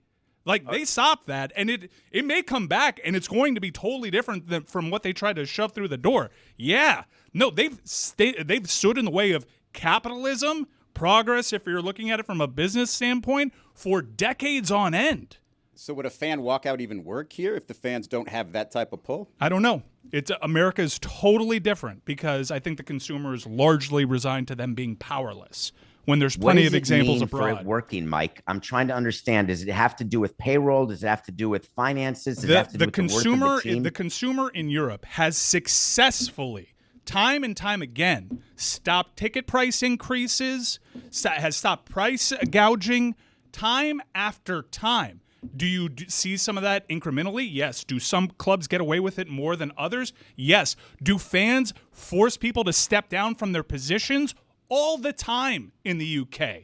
All the time. There is a resignation here from the American consumer and sports fan that they are totally powerless. That is terrible. And you're saying business. we don't have that here? David, hold on a second. That's terrible business, though, Mike. You're not a lot of fans to dictate what your business model is. If you want to raise tickets, you raise tickets. You don't ask the fans. And you are proud to be an American. I mean, I'm sure he is. But in addition to that being true, what Stugotz is saying, it does happen here in the States when you've got CEOs who get shackled or they get fired or it happened at Boeing. It doesn't happen in sports. It only happens when you hire a head coach that you're not happy with, and that's how Greg Schiano stays at Rutgers. Mike's doing a new thing here, David, where he's got a coffee mug and he's slamming it as he's yelling at you, and Dan's just cracking up. And I'd like to know what Dan's cracking up We're out of the paper cups, so now I'm a coffee mug guy with tea in there. But I do like the visuals of that. It's night and day. It is very different. I know some of the same people Mike is talking about, and they are very careful about doing stuff like this to their fan base over there. They run scared of their customers. The customers do have a voice that South Florida doesn't have. But when you criticize attendance in South Florida, and that's certainly very easy to do, what do you do with the fact that the Heat have sold out every game since 2010? It's like the fourth longest streak ever. That is a fact. Well, don't get me started on how to get a sellout streak, but the Heat do deserve credit. They have had a sustained period of multi-generational success with different sets of players. They have run their organization in a way that no one else in Miami has been able to do. Frankly, very few teams are able to keep a competitive window open as long as they have. Of course, what happens when they're not in a competitive window and when they're in the lottery? Will they still be selling out? And there were times when they had to curtain the upper deck when they weren't getting sellouts. So there are roller coasters and ups and downs. Congratulations. The Heat have had this sustained open window which is amazing, but it's hard to keep those open forever. But you're blaming attendance in South Florida on South Florida, and I'm giving you an example of, well, if you run your organization right, it doesn't seem to be the same attendance Look at problem. what's going on with the Panthers. They're truly sold out. Crazy demand because they finally fixed what was going on up top. But that's such a Miami-centric thing that you're saying. There are almost every market is the same. When there is success, it can correlate to increased attendance, increased ticket prices. It just feels like it's a Miami thing. But the fact of the matter is there's attendance issues in very many different cities like Pittsburgh or Cincinnati or Kansas City or Tampa on the west coast of Florida. When you don't have a franchise that works, it doesn't work. But then once you win, it works. There's this thing that we try to say that, oh, it's about the experience or it's about the stadium location. It's a bunch of horse hockey. Fans want to support a winner, and that's it. And so the Marlins have just never been able to have sustained winning under any of our watches, and that's why there's never been good attendance. When the Panthers weren't winning, they had to pay people to go under Michael Yormark. Now they're winning, and people are going, and that's a credit to Caldwell and Viola that they've put that team together. I understand what you're doing, and you're speaking from far more experience. I would say that baseball, and more so soccer, they highlight in-game atmospheres and experience more than others. That's why minor league baseball thrives in certain markets, because people like having fun at these ball games, and they don't really care whether or not their minor league baseball team wins anything or not. It's about experiences for certain sports because it can help. And Inter Miami has tried to augment the in-stadium experience, but they're pricing those people out that care about those things. Everybody tries to augment the in-stadium experience. The reason why minor league attendance, A, their capacity is much smaller, and B, it is true that you're not going for the standings or going to see the players of the future. You're actually going for a more professional version of the Savannah Bananas. And that's been going on since the days of Bill Veeck. That's what, when he tried to bring minor league thoughts to the White Sox, you know what happened with Disco Night. And maybe Dan's the only one in the room. Maybe Mike remembers. Maybe Chris. Riot. There was am I the only one? No, it was a riot. Like a bunch of fans came on. There was it was a famous thing. Jessica knows everyone knows what you're talking about. And the Savannah Bananas represent one of the great business successes in the history of American sports. Well, they're the Harlem Globetrotters. It's fantastic. They travel around and they put on a performance where it's not about wins and losses. It's not about knowing who's on the team and being upset when a player gets traded or not signed to a long-term deal. You're simply there to be entertained. And in professional sports, we always used to say, we're in the entertainment business. We want to entertain you. And that's a line that I would use all the time, but my fingers and toes would be crossed because I said it because I wanted it to be true. But when you're in professional sports, you're in the winning business. That's the only business you're in. Before we get out of here with you, what do you think of the idea or the discrepancies in how it is that countries pay their athletes? This is so good. Are you watching, Jessica, the Olympics? Have you read the article where it goes over the countries and how they reward their medalists? So in the U.S., we don't do much of anything. It's like 30 grand for a gold and 20 grand for a silver and 10 grand for a bronze and no money for tin. But Singapore it's like over 700 grand. But my favorite is Kazakhstan. If you win the gold medal, and they have a gold medal winner this year, you get a 3-bedroom apartment. Wow. If you win the silver, they give you a 2-bedroom apartment. And if you win the bronze, they give you a 1-bedroom apartment. And the reason I'm laughing is that, of course, the apartment's in Kazakhstan. It's not like it's in Tribeca or it's in somewhere like in the village. Can we negotiate? Of course, the U.S. can't do it, but there's all sorts of funny things that medalists get. The United States should be appalled at its treatment of its Olympic athletes because it's Agreed. Pretty much the only developed country that doesn't actually fund its Olympic programs. That's why you have Flava Flav actually sponsoring some of these athletes and these sports, because it's all private sponsorships. And as an added bonus, the NCAA is trying to add it as a pork tax to this this settlement and make the student athletes actually pay for these Olympic programs as opposed to the government actually stepping up. But we're winning like 200 medals every single Olympics. I mean, if David was in charge, he wouldn't be paying that much money either. It's really embarrassing that we don't fund these programs. What kind of tax is that? Look, I know what a pork tax is. Pork barrel taxes. It's an earmark. Meats, Where Chris. you hide Sounds delicious. something. You just hide something inside of a bill and try to shove it through. You can say it's not kosher, but at the end of the day, the reason why we win so many medals is we have so many great athletes who want to be Olympians because they find a way to get paid other ways or to be satisfied other ways. The quickest way to increase pay is for us to be at the bottom of the medal list. Then all of a sudden the U.S. would step up. What is the movie you're reviewing for us this week? Dirty Pop. Oh, I saw that. Old dirty Lou Pearlman. That guy's so bad, or was so bad. Yeah, spoiler alert, was. Lou Pearlman is a man who started Backstreet Boys and NSYNC. And he looks a little bit like someone who would start Backstreet Boys and NSYNC. And you wouldn't realize until you're watching the 3-episode arc on Netflix that he was a criminal, a Ponzi schemer, and an overall bad guy. And you see Justin Timberlake as a little boy. You see the Backstreet Boys when they start, and you're thinking this could be a feel-good story. And then you realize it's called Dirty Pop. And boy, was he dirty. And it makes me sick. So I don't want you to watch it because you're going to lose faith in our system. You're going to lose faith in all the adults who try to do good things for good people. And you're going to be cynical like me. Do not watch it, but just know that the guy who started Backstreet Boys and NSYNC was a pig. Well, hang on a and second. he is now Didn't dead. he, at the heart of it, just really, really, really want to make boy bands? Because he didn't actually make all this money. He just wanted to repeat what he really liked doing. Absolutely not. He was supporting a Ponzi scheme where he was living a lavish lifestyle based on people investing money in BS companies and then having the boy bands perform for them, and God knows what that means. Could have done that a lot of ways, but singing. he really had a fandom for boy bands. Like that's the one thing about this show that was wild to me is that whole era of boy bands that affected my life and so many people here was started by this gentleman, and he was largely responsible for all of it. Don't watch the documentary. Seems like Izzy's a fan. I mean, David, not of Lou Pearlman. Not if you watch this documentary, you cannot We be. wouldn't know who Justin Timberlake is if it wasn't for Lou Pearlman. Maybe Give we'd him a all be little better bit of off. let the man speak. He was in the Mickey Mouse Club, Izzy.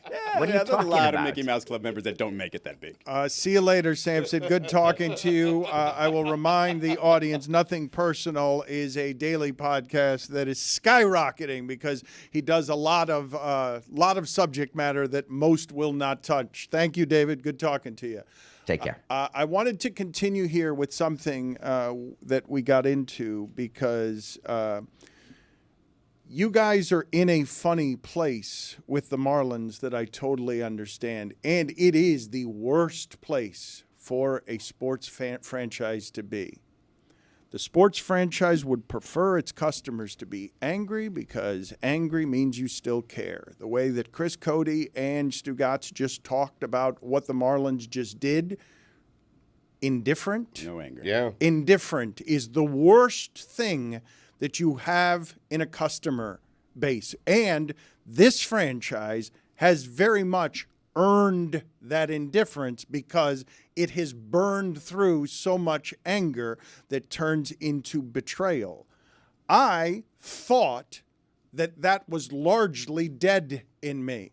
And when I saw Jazz Chisholm rounding the bases, wearing the Yankee uniform, reflexively, I did not want that to exist in me. Right. I got bothered all over again, and it feels to me like how the argument with your wife or husband that's not actually about leaving the toilet seat up, but Sure. all the other resentments. Right. My anger about the Jazz Chisholm thing isn't contained within Jazz Chisholm because I can make all the logical arguments for why it is you should trade for prospects and rebuild the whole thing, burn it all down with every value that you've ever had. but I've already seen them do that with Ozuna, Stanton, and Yelich, bringing back all the players that weren't good enough and then waited for these to get good enough, and now they're trading their entire bullpen as well. You had some night last night. You really have the full range of emotions. How many reactions did you have? I mean... Well, I care about sports still, Stugotz. Hey, highs and lows, highs and lows. Just a night. I mean, in August. You're a 1%er when it comes to Marlin fandom, right? You were there from the beginning. Baseball's in your heart. Like, that feeling that came back to you that you didn't expect. I don't know if Chris Cote even had it, who is one of the biggest Marlins fans I know. Did you have that? 2%er, Chris Cote. I agree with Dan. Like, Jazz is a good player. I didn't dislike Jazz. I just, with this Marlins team, they weren't going. They're a last-place team. And usually these trades, all the prospects we get back are like, oh, they didn't even get good prospects. Everything you're reading from this one's like they said, we gave up Trevor Rogers, and the Orioles fans are pissed at they gave up. So the reports are that and the Padres gave up a bunch. So, like, the reports are better for the haul that we got than they usually are. Agreed. And I understand that it's difficult to sell people on prospects because they prefer names and something they have already seen. But I would simply tell you that my anger starts with Derek Jeter got away with doing nothing here that was positive. Zero. Playoffs. Zero positive things that he did. You're telling me playoffs? It's 30-31 they went during a playoffs is playoffs. You got Sandy in a trade. Yeah. I mean, it's not an illustrious list of achievements. There's 2 World Series championships early on in the franchise's history, and then Jeter has tied for first the other achievement. But Dan loves baseball. It's a body of work thing. That's what it is for you. It's just a body of work. You love baseball. You wanted baseball to work down here. It has a couple of years where they won it all, but for the most part, it has. It's not just body of work. It's the consortium of teaming up with the people in power in baseball to ransack South Florida and kill the sport here because of the greed around the business. When you tell me Jeter, with all of the things that they did, and you're still making an argument on behalf of Jeter when... Not making an argument, just pointing out things. The reason the franchise is in this kind of disrepair is because he came down here to be the latest of the saviors, cashed out, made a ton of money himself, and didn't actually leave the organization in any better of a position than it was in most guilty before. is a guy we just had on who inflated the franchise's value and got an owner that literally couldn't afford his price tag. Like, you keep complaining about it, you just have the guy that's most responsible for it on. You mentioned the latest of the saviors. That, to me, is, hey, if you don't understand what's happening here, there's not going to be a savior. It's going to keep happening, and this is what's happened to me. It's just like you're blaming Derek Jeter for taking a good deal, but you're not blaming David Samson for taking a good deal. Mike, I don't spend any time blaming David Samson. Why don't you ask David Samson if I spend any time blaming David Samson? It's all Jeter is like a ghost of Christmas past. It doesn't matter. $5 from each of you. We've got an emergency call right now from Lucy Rodine from her father's basement because she's eager to talk about gymnastics. There are things happening in the Olympics. She hasn't been able to talk about them into a microphone. So Lucy joins us now from what looks like, is that wood paneling back there? So it is. It's a great basement. I love a good basement, and that one is straight out of the 70s. I mean, that's amazing. There's so much wood paneling, and my dad decided to decorate. Like, you can see it over here by hanging up more wood on the wood paneling. Like, there are different slabs of wood just hung up on the wood, and all the frames are wood, and all the furniture is wood. If there is a house fire, we are screwed. Tell us about why it is that you're so eager to talk about all things gymnastics. Just before you came on, we were talking. Izzy was asking me, do the men have to dance or fake dance in the corners? Why don't they have to dance on floor exercise? It's such they should have to dance. Thank you. Why don't they? What is happening there? I don't know. It's wrong. They have to prove that they have rhythm too. Why would you not want to talk about gymnastics? Team Gold. That team is legendary. Simone Biles, every time I watch her, it's just like, you know you're watching history, and it's hard to even say that she's a generational talent because she's more than that. Like, I don't know what the next step is, but it's generational talent, Simone Biles.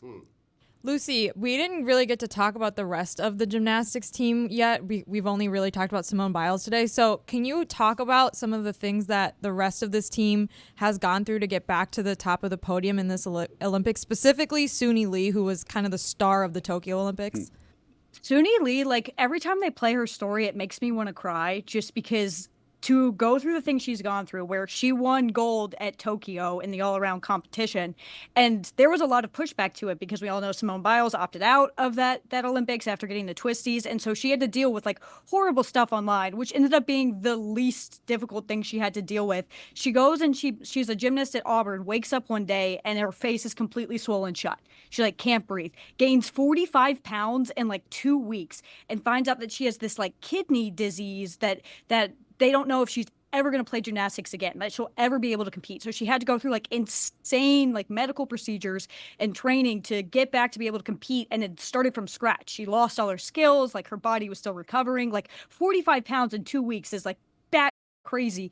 And then to do that, go all the way back to the Olympics, win the team gold, and have such an amazing performance. Like, it is remarkable what she has gone through. And like, even outside of her health issues, she's dealt with stalkers. Like at Auburn, she had to take online classes because she couldn't deal with just like the popularity on campus. Like, this girl has been through hell and back over the last 4 years. And for it to end up with a team gold is just like, I'm just so happy for her. I'm happy for all of them. Lucy, you know what's wild to me is having watched gymnastics since, like I've said a couple of times now, since '84, is that these women are going to college after competing in the Olympics. And I'm wondering how much that helps. Just sort of the team environment that you're constantly in helps you overcome these types of things instead of feeling like you're an individual sport like maybe in the past.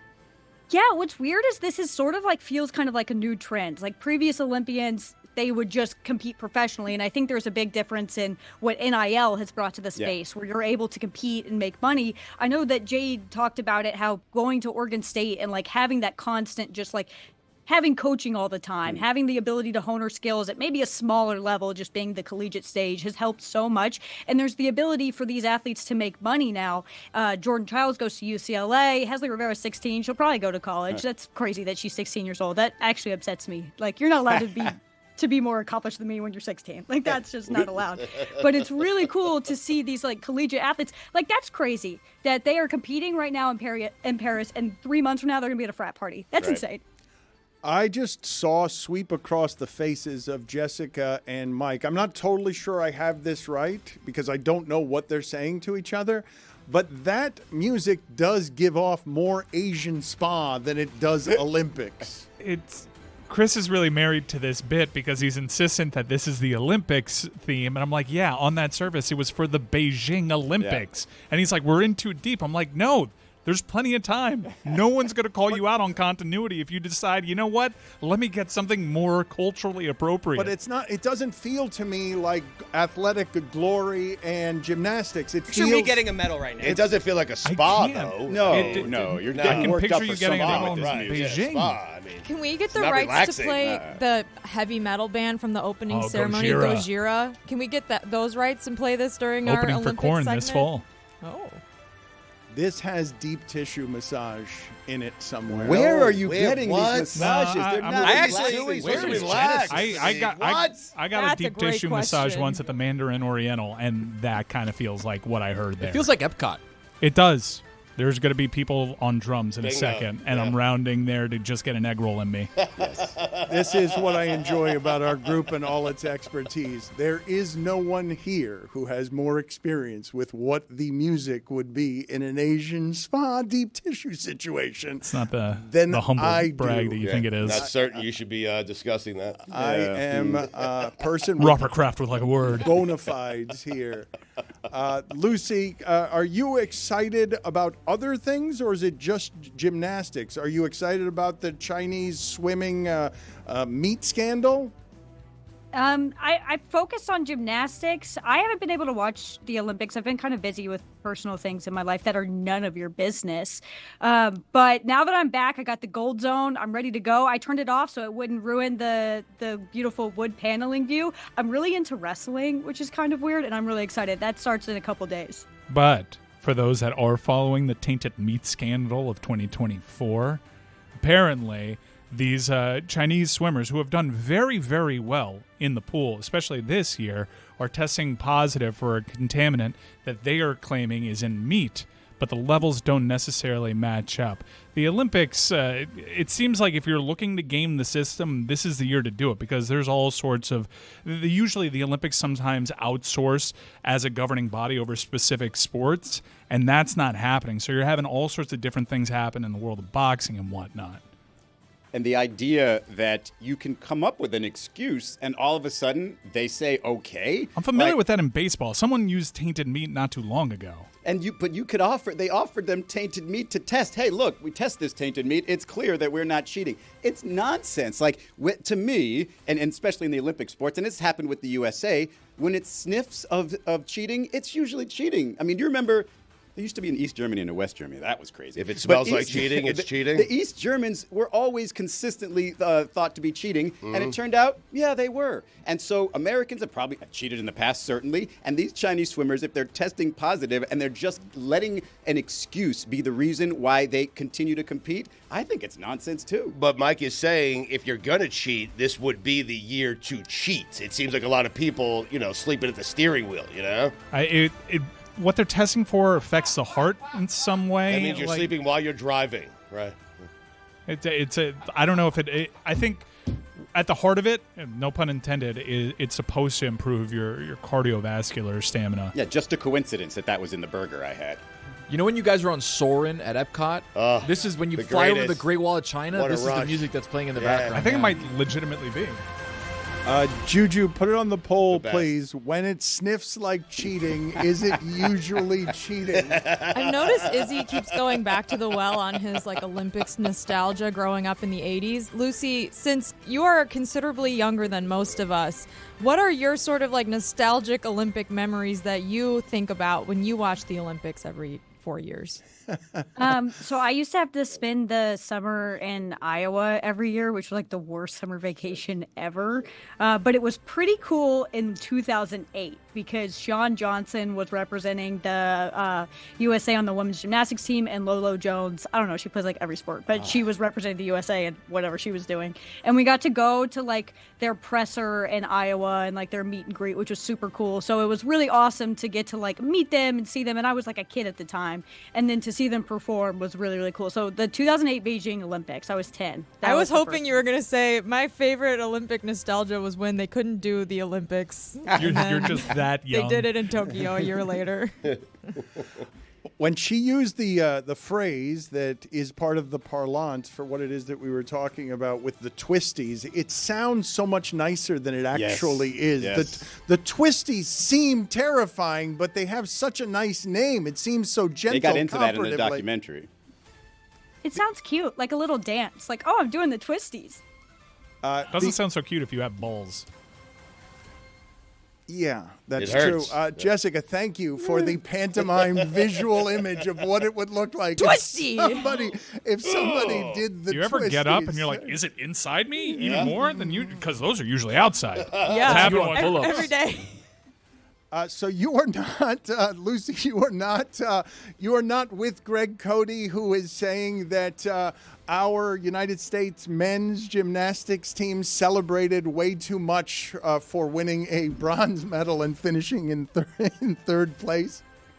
Greg Cote respectfully will never get near a bronze medal in his lifetime. That's crazy to me. Why would you not be happy if you went to the Olympics? The USA men's gymnastics team has historically struggled at the Olympics. Bronze is amazing for them. I don't know why we can't just be happy for each other. Yeah, you said that so angrily. I'm sorry that was the best day of their life, but it wasn't good enough for Greg Cote. With all due respect, they're celebrating third place. I mean, that's ridiculous. It is, Lucy. Come on, third place. No one celebrates third place. Absolutely not. If you have never reached that stage before, you should be able to celebrate it. I didn't see a lot of people complaining about the Brazilian women's gymnastics team celebrating their silver. I think they were bronze. Their bronze yesterday, because that is a team that hasn't had success in women's gymnastics before, doesn't have a country that really puts a lot of financial support behind women's gymnastics, and no one was angry at them for celebrating. Well, you don't know. You don't know that. There's a Brazilian Greg Cote. Yeah, Just, like, Portuguese Greg Do an Cote. afternoon drive somewhere. I mean, The you have no last time idea. they medaled in that team event, this music made sense. You have no proof that there's not a Greg Cote somewhere on radio in Brazil spitting in Portuguese that those losers shouldn't be He's the celebrating. executive producer of his radio I don't want to Be a know great him. take. I mean, so, I had a hard time yesterday trying to get something off the ground that I know I'll be able to get off the ground now because we derailed when I talked about it, mentioning that Connor Stallions is going to be doing a documentary on Netflix this month, and it just derailed into Jessica's grandma getting the Italian stallion as a stripper for her 50th birthday. Love But her. are you I'm always in the penalty box for the good conversation. Holy shit. Are you intrigued by a Connor Stallions documentary on Netflix coming out later this month? Yes. The Netflix Untold series has been like, it's crazy hit or miss. Like they have had some really, really good, like I loved their Manti Te'o piece they did, and then their Florida Gators one I hated with every fiber of my being. It was so bad. So I don't necessarily I'm not expecting anything out of it, but I believe this will be the first time he's spoken about this whole incident. I think the only thing he's been doing is cameos. So I'm excited to see a non-cameo interview of Connor Stallions. I don't know what information is going to come out that we don't already know, but I'm intrigued. What are you most excited about upcoming this season now that we've figured out how it is that you're going to do your job so that you can have better resources and better infrastructure around what you're doing? This is just a really weird season around the fact that these crazy matchups are now conference matchups. So, like, the possibility of going to see Ohio State at Oregon is really exciting, or Texas hosting Georgia. The amount of games you have to pull from this year is a lot better in previous seasons, where, like, I feel like in the college football year, you have 2 to 3 weeks every season where you just kind of had, like, a dud week. Like, there aren't really great competitive matchups. That weird week in November where the SEC is playing, like, FCS schools, you're going to avoid that this year. So I'm excited that we're going to have good football every single weekend. Lucy, look how happy she is just thinking about it. Yep. She is radiant. we are 4 Saturdays away from a midnight Eastern Hawaii home game, Lucy. How about I'm that? so excited. I know. I have my little college football magazine here, and I've been reading it. Oh, and the Phil thing Steele is, book. It's so good. I've I'm been in a reading really- it too. I'm in a bad place because he's like, Iowa's making it to the playoff, and I can't think like that. I'm sick. I'm under the weather. Iowa's making the playoff. Lucy, before you go, what was the highlight of babysitting Willow last week? Oh, that's good. I liked the ice cream walks. I ate a lot of ice cream. So did she. So I think those were probably my favorite because eventually, like, you're just sitting in front of Salt and Straw and you're just trying to pull and you're like, I have to give up. I just have to get ice cream. So I had a lot of ice cream. So did she. She was a little heavy when we got back. Yeah, for sure. Minor But complaints. she was happy. See you later, Lucy.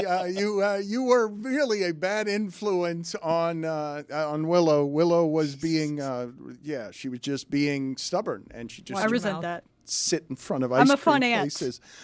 Thank you, Lucy. Good talking to you. I don't know if Stugotz has seen a photograph that was going viral yesterday for obvious reasons, and at the risk of alienating the audio audience, I will just tell you to please just search wherever it is that you get your social media information, Wemby photograph or Wembanyama photograph. Stugotz, have you seen the photograph of Wembanyama? I believe this is what he's going to do to the entire NBA in 3 or 4 years. I assume Shrink them? I assume that Wembanyama is going to keep growing. I don't think he is done growing. But that is a basketball player has his face in Wembanyama's thigh, like legitimately where Wembanyama's thigh is. You would have to jump to kiss Victor's belly button. That player cannot jump up and get higher than Wembanyama's head. I don't believe. No.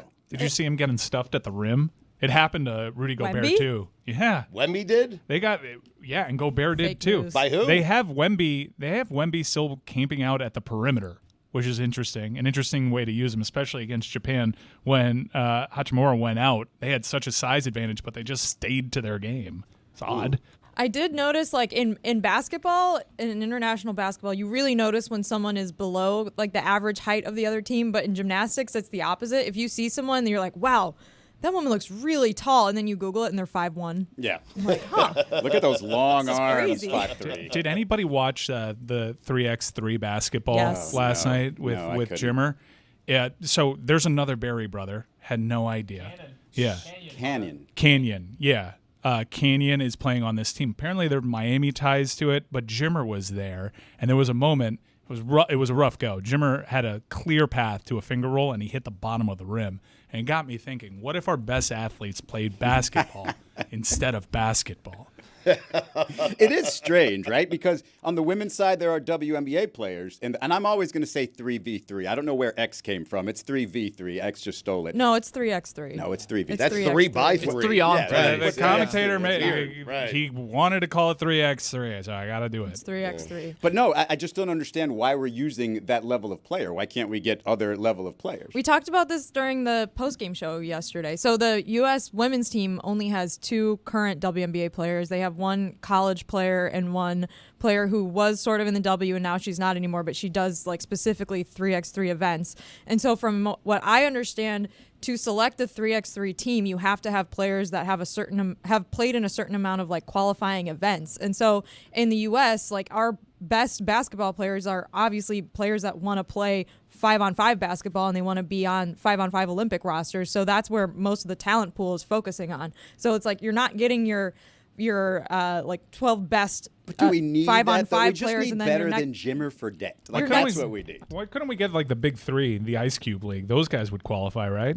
I don't know if that would qualify for it. I think the international like 3-on-3 or 3x3, 3x3 tournaments have like a different point system. This is all like Olympic qualifier stuff is all has like its own specific kind of route for doing it. But what I was saying about the women's team is that they're not taking like your best 5-on-5 team plus subs and then your next 4 best players are playing 3x3. That wasn't how they chose the team, or else the team would probably look a little bit different.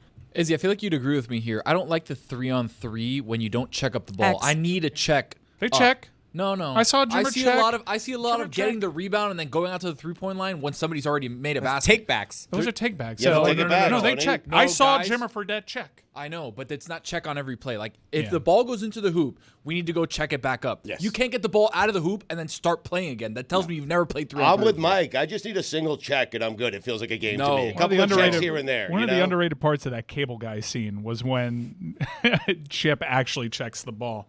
Looks good. I It actually makes it feel official, a check. That's I all. saw last night, believe it or not, I was, this is funny that you mentioned Jim Carrey, his first ever appearance on national television, which was 10 minutes long, the amount of confidence and talent that he had the first time he was on Johnny Carson and Letterman, where he's just doing impersonations. It's a 10-minute set of impersonations. I couldn't believe how talented it was right out of the box. Were you moved again emotionally or what happened there? I mean, hell of a night you had. Earlier this week, I saw one of those anniversary things on social media that sent a chill down my spine. Jeez. The Mask turns 30. Oh, wow. That one hurt. I need more chills in my life. You guys get all these chills. Dan's got them all right Football's coming. You just said Hawaii's playing a midnight game. If that didn't do it, nothing will. I have an idea. Be a woman of average weight and height and go into an office. Juju, put it on the poll, please. 3x3, 3v3, or 3-on-3. 3 Twitter 3. Put that too. And also, when you mention the optics or the optical illusions of people seeming to be bigger or smaller than they are, this happens to me all the time in the movies. Happened to me a couple of days ago with Daniel Craig in a scene. I was like, oh my God, he's small. He's tiny small. 007 is tiny small. This happens to you guys how often watching the movies where you're surprised? Usually they do a good job of hiding when their star is small by surrounding them with small people. Yeah, so, we're doing like apple crates, which is like a Tom Cruise, Tony Scott trick. well, De Niro also wears like high. Platform Yeah, he shoes. wears platform shoes. I got the reverse of that when I was in Beijing for the Beijing Games, and Vince Vaughn was on the escalator going the opposite direction. No, he's and big. he's tall. Yeah. And so I was I don't remember in the movies him being or stand out tall, but he was stand out tall here. When I was younger, I went to like a Planet Hollywood event that Arnold Schwarzenegger was attending, and I was like 8 years old, and I remember thinking, "Where's the rest of him?" Because you just Because assuming those that he's a giant. those Of action course, stars were of larger course. than life, and Stallone also really tiny. If Yes. you see Stallone standing next to Thunderlips in that ring, like Hogan's a big guy, but that was comical. But he's got a big heart. I mean, Stallone. Statham is Statham You should short. get that checked out. Tiny guy. You guys saw Hulk Hogan or Thunderlips or Terry Bollea. He was with Dan Campbell at Detroit Lions. Makes sense. Practice. Yeah. And he did it right after the Republican National Convention. So Dan Campbell caught a good amount of heat for just allowing Hulk Hogan to do wrestling promo I don't there. understand giving Dan Campbell heat for that. That is pitch perfect. Is that what we're doing now? Really? I mean, All right, let Terry Bollea show up to Lions camp. it's Hulk Hogan. Yeah, I'd say I'd love to be in that room, but I think, can you OD on testosterone? It'd be a lot if Dan Campbell is. We'll find out in the Olympics, I guess, when the testing's all done. Well, what's going on with that? We're going to interview Mike Schmidt here about this Chinese swimming. You got me excited. Scandal. Yeah, wrong Mike There's a Schmidt. couple That was Michael Jack Schmidt. I mean, Pulitzer Prize winner, not a Hall of Fame third baseman. Yeah, I don't know how much he can explain because there's a big boxing controversy, and you have to be super careful in what you're reading and what's getting aggregated because there are female boxers that wouldn't be female boxers under the previous testing, but they are not transgender. They are not arguing. They're just testing for higher levels of testosterone, and it's being reported that this is unsafe. And I know we're all learning this on the fly. I think combat sports, because of biology, is a pretty good line in the sand to draw. But there is so much misinformation going on about this specific testing regimen, and I'm curious to know what's going on here. We're going to get some legitimate expertise on this from a Pulitzer Prize winner who disappoints Stugotz by being Mike Schmidt, not the Hall of Fame. I was about to say what it gets. I mean, third baseman. But speaking of being disappointed, I wanted to ask you guys how I'm supposed to be feeling about an interaction that I had this weekend with ostensibly a fan who was ostensibly complimenting me. Are you ready? uh-huh. Because I don't feel like it ended up actually being a compliment. So I walk in to a store, a furniture store, and there's only one person there working. And the person's face lights up with delight upon seeing me. And so I hold out my hand, and the first words the person says to me is, "Hi, I was a fan."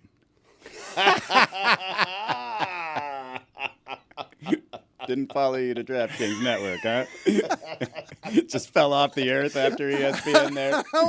How am I supposed to feel about that? All of it, because it was... At least they were a fan at one point of your career. That's I mean, correct. That is correct. So there's two ways that could have gone. Like, it could have been, A, I stopped following you, I was a big fan, or, ooh, you ticked me off at some point, no longer a fan of yours. But I was. But I get this all the time as well. Where are you guys now? Well, that wasn't what happened, though. That what ended up happening is he explained that he had left sports. Oh, too bad for him. Which is an excellent pivot. Just leave sports. So does Just Stugotz. choose at 40 years old, I'm out. How do we feel about jerk seasoning? Not a fan. Love jerk. No. I love it. Out of my life, jerk. All of it. Yeah, not a fan. You guys sweat when you eat spicy food? It's like an annoying spicy. Depends how spicy it is. It's like an I don't. annoying spicy. There's jerk a is. spice. I don't know what it is. It's spicy with a tang. Is If I Right. smell really it, what I it sweat. is. Yeah. Really? Uh-huh. You get like really hot wings, I'll start getting the brow sweat a little bit. I can't wear glasses when I eat spicy because then my glasses fog up. Charlotte gets the brow sweat real bad. I get it in the back of my neck. On a level of jerk, Mike, how jerk was that chicken? I think Colin Jost. Got it. Yeah. I need an Aaron Rodgers Really level jerk, jerky, huh? or I'm not eating it. Give me like Billy Gill. Really? For Just Steph mild. Curry. Yeah. Where does that rate on the Romo scale? Romo is. Oh, that's Greg Cote level. My dad loves some Tony Romo jerk. Where's Axl Rose? Axl Rose is like the Carolina Ghost Reaper. Hey, Axel, Hetfield got burned. Just go out there, play a little earlier. No, in fact, 2 hours late, 40 minutes shorter. Ew.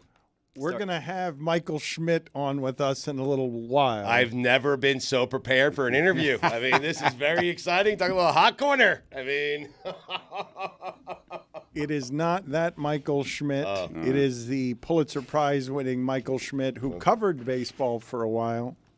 He had terrible notes, Dan. rip. He had notes. It was the Phillies have lost 7-10. Let me explain to you what just happened there, Jessica. I waited because he held up the paper. He had the joke. He was going to make a ripping sound, and his left arm, he really did hurt it. Butterfly. Doing the butterfly again. stroke Do it again. earlier in the show. Redemption. So much better, but you are ripping No, it that was bad. Fast, Now I'm going to rip this paper. Well, wait a minute. Jessica, you're saying it's bad. The ripping of the paper, actual ripping of it, is terrible. He's ripping off a corner of it. The second one sounded better for audio purposes than the first one, but both of them were less than what they could have been. I don't know why it is you couldn't just rip it right down the middle. Want me to try again? Yes. All right, hold on. You can keep trying it. Do me this favor, okay? Since you've now lost your ability to ask him questions about being a third baseman for the Phillies in What the happened to the 1980s, mustache? can you just, throughout the interview, your only contribution to all of this can be just to occasionally rip papers, all right? Michael Schmidt... You're so bad at it. Why are you so Always bad just a at corner. this? You know what? Let's do this around the room. Show him who can be better. Michael Schmidt, I will tell people, he was covering the Mets and the Yankees when he was 25 years old during the steroid era.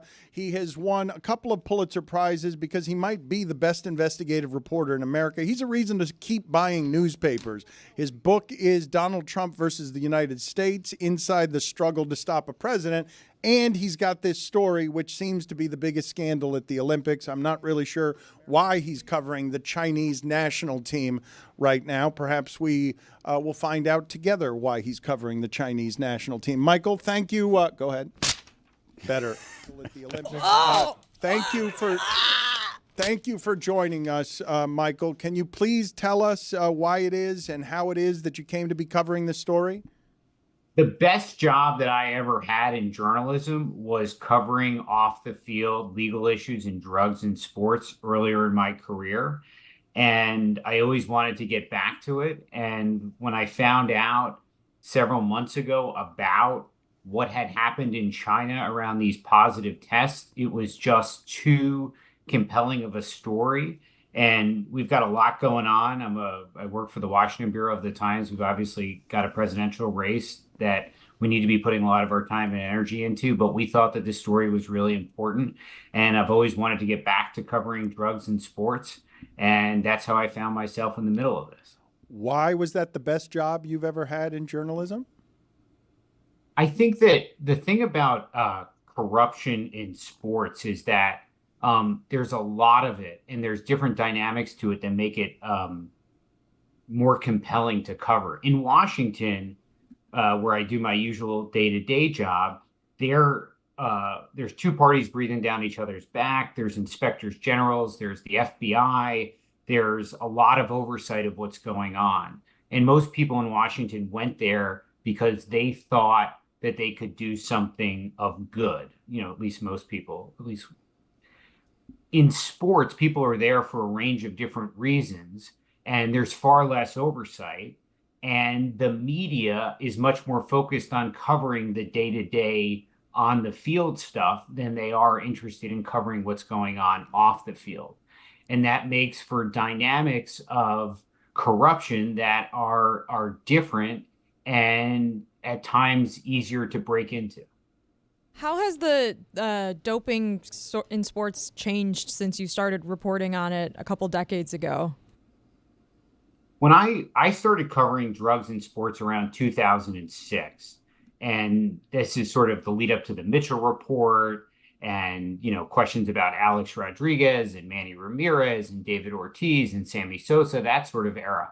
And at that time, WADA, the World Anti-Doping Agency, which is sort of the central player in this China doping story, they were seen as the highest standard of policing drugs in sports. They held themselves out as that. They were very transparent, and they were big critics of sports like baseball. They really went after baseball, and baseball was sort of the one that was seen as being behind and laying on the brakes and not wanting to dive into really exposing its own players. When I come back to the story, several months ago, WADA is a different entity, and the questions about it are whether this group, which is supposed to be ensuring that there's a level playing field in sports, that sports are clean, there's questions about whether they are doing their job. Are they laying on the brakes for athletes? Are they unwilling to go after players? And that's a big change from when the last time I covered this story. To recap for the listener, 23 top-tier Chinese swimmers tested positive for a banned substance months before the Tokyo Olympics. The Chinese cleared them of doping, blaming a hamburger in a hotel kitchen. And I think I have this right when I say nobody knew it until your first story in April, right? So this is a cover-up? Yeah, and there's another important part that you need to know, which is that just a day ago, we broke a story that there's a current member of the Chinese swimming team who's scheduled to race in a very important relay on Thursday, who tested positive in 2022 and was cleared last December of doping. And no one knew about this. It was not publicly announced. And they blamed hamburgers for that positive test. And there's a lot of questions about whether that's another example of the Chinese anti-doping authorities and the World Anti-Doping Agency not holding athletes to account. No one knew about this. No one knew that there was this swimmer who had an incredibly powerful steroid in her system as recently as 2022, who's in the, scheduled to be in the pool in Paris. And what was the excuse given for that one, Mike? Because I'm curious, when WADA allows this to happen, it doesn't feel like they used to allow for, hey, it was just some hamburger meat, that's okay. It doesn't feels like they're being a lot more loose with their rulings here. So, not to go too inside doping on this, but basically, if you're going to beat a doping allegation, you need to prove essentially how you were an unwitting victim of contamination.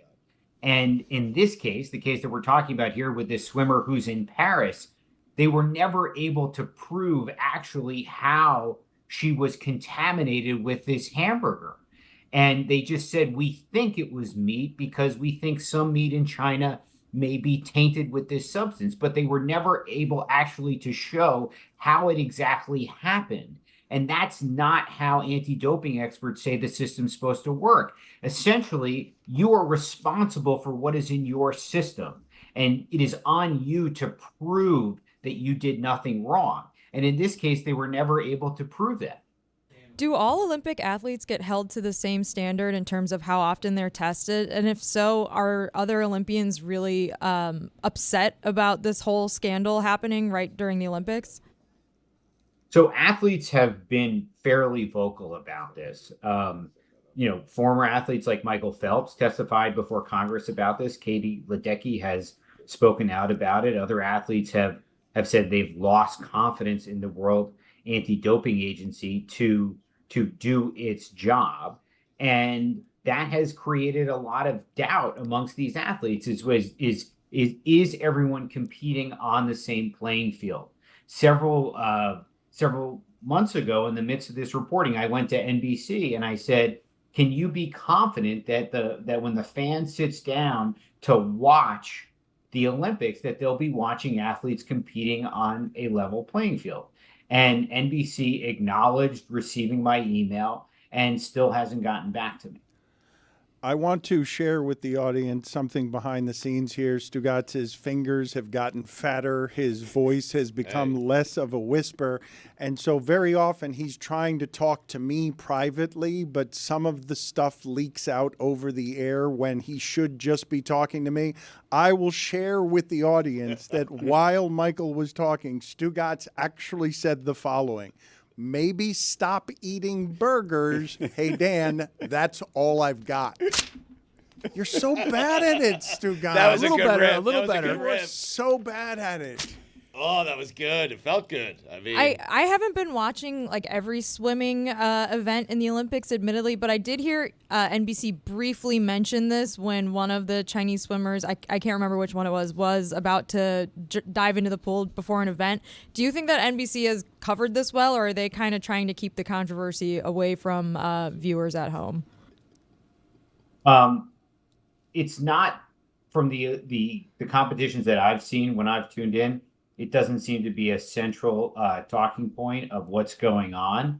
And I'll be interested to see how they deal with it on Thursday night, where I believe 3 members of the Chinese relay team that are scheduled to compete have tested positive before and not been sanctioned for those positive tests. So that will be a sort of test of this, about how much NBC is willing to take this on and discuss this. Mike, I'm curious what the reaction has been to the United States being very vocal about this, having congressional things going on. Like, what has been the reaction to the U.S. being so vocal about the Chinese failed tests? So something extraordinary happened last week that it's really important to try and explain, and it's a little inside Olympic stuff, but basically, the World Anti-Doping Agency and the Olympic Committee are very concerned that there's an ongoing criminal investigation in the United States being done by the FBI and the Justice Department into these positive tests.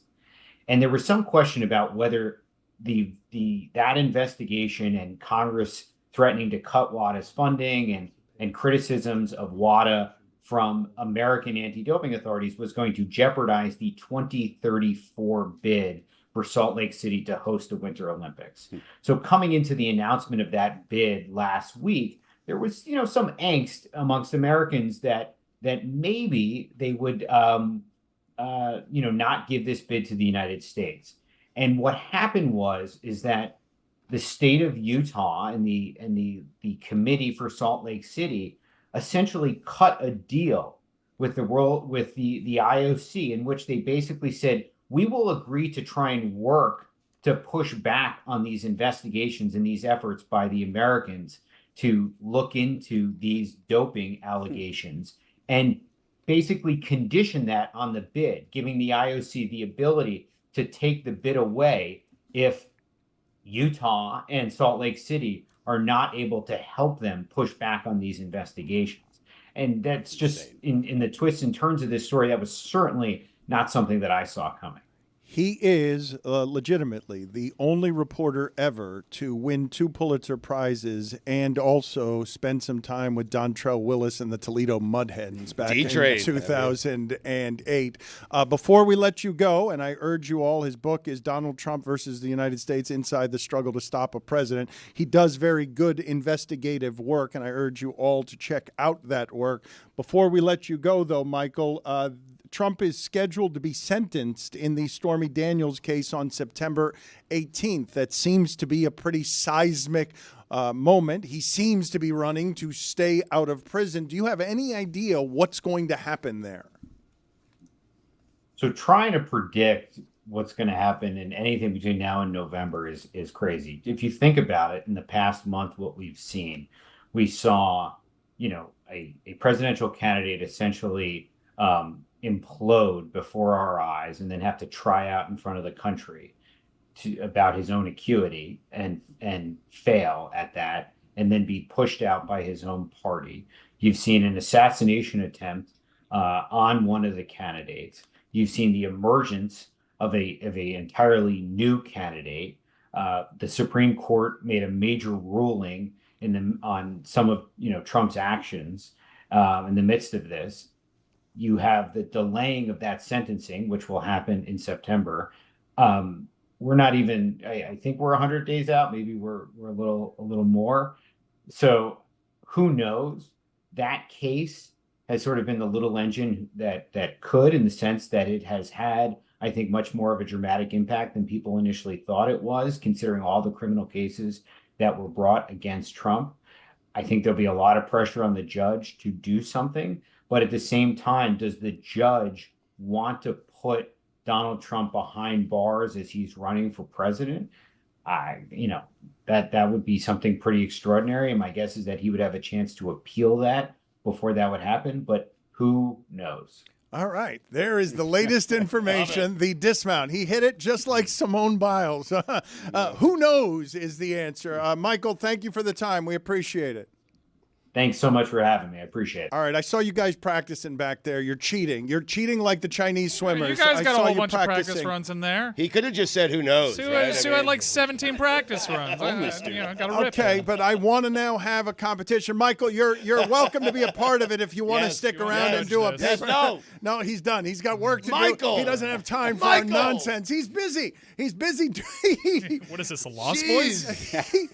Let's start with you, Tony. I want to have a competition here, a paper. We were all critics. We were all right there to criticize Stugotz, but we weren't in the arena doing our actual paper ripping. So, Tony, you start us off. Let's see who can do the best paper rip. Then I think there's a couple schools of thought here, right? We've got vertical rip and we've got horizontal rip. So Stu went with a horizontal rip. We're gonna go with a vertical rookie rip. move. Yeah.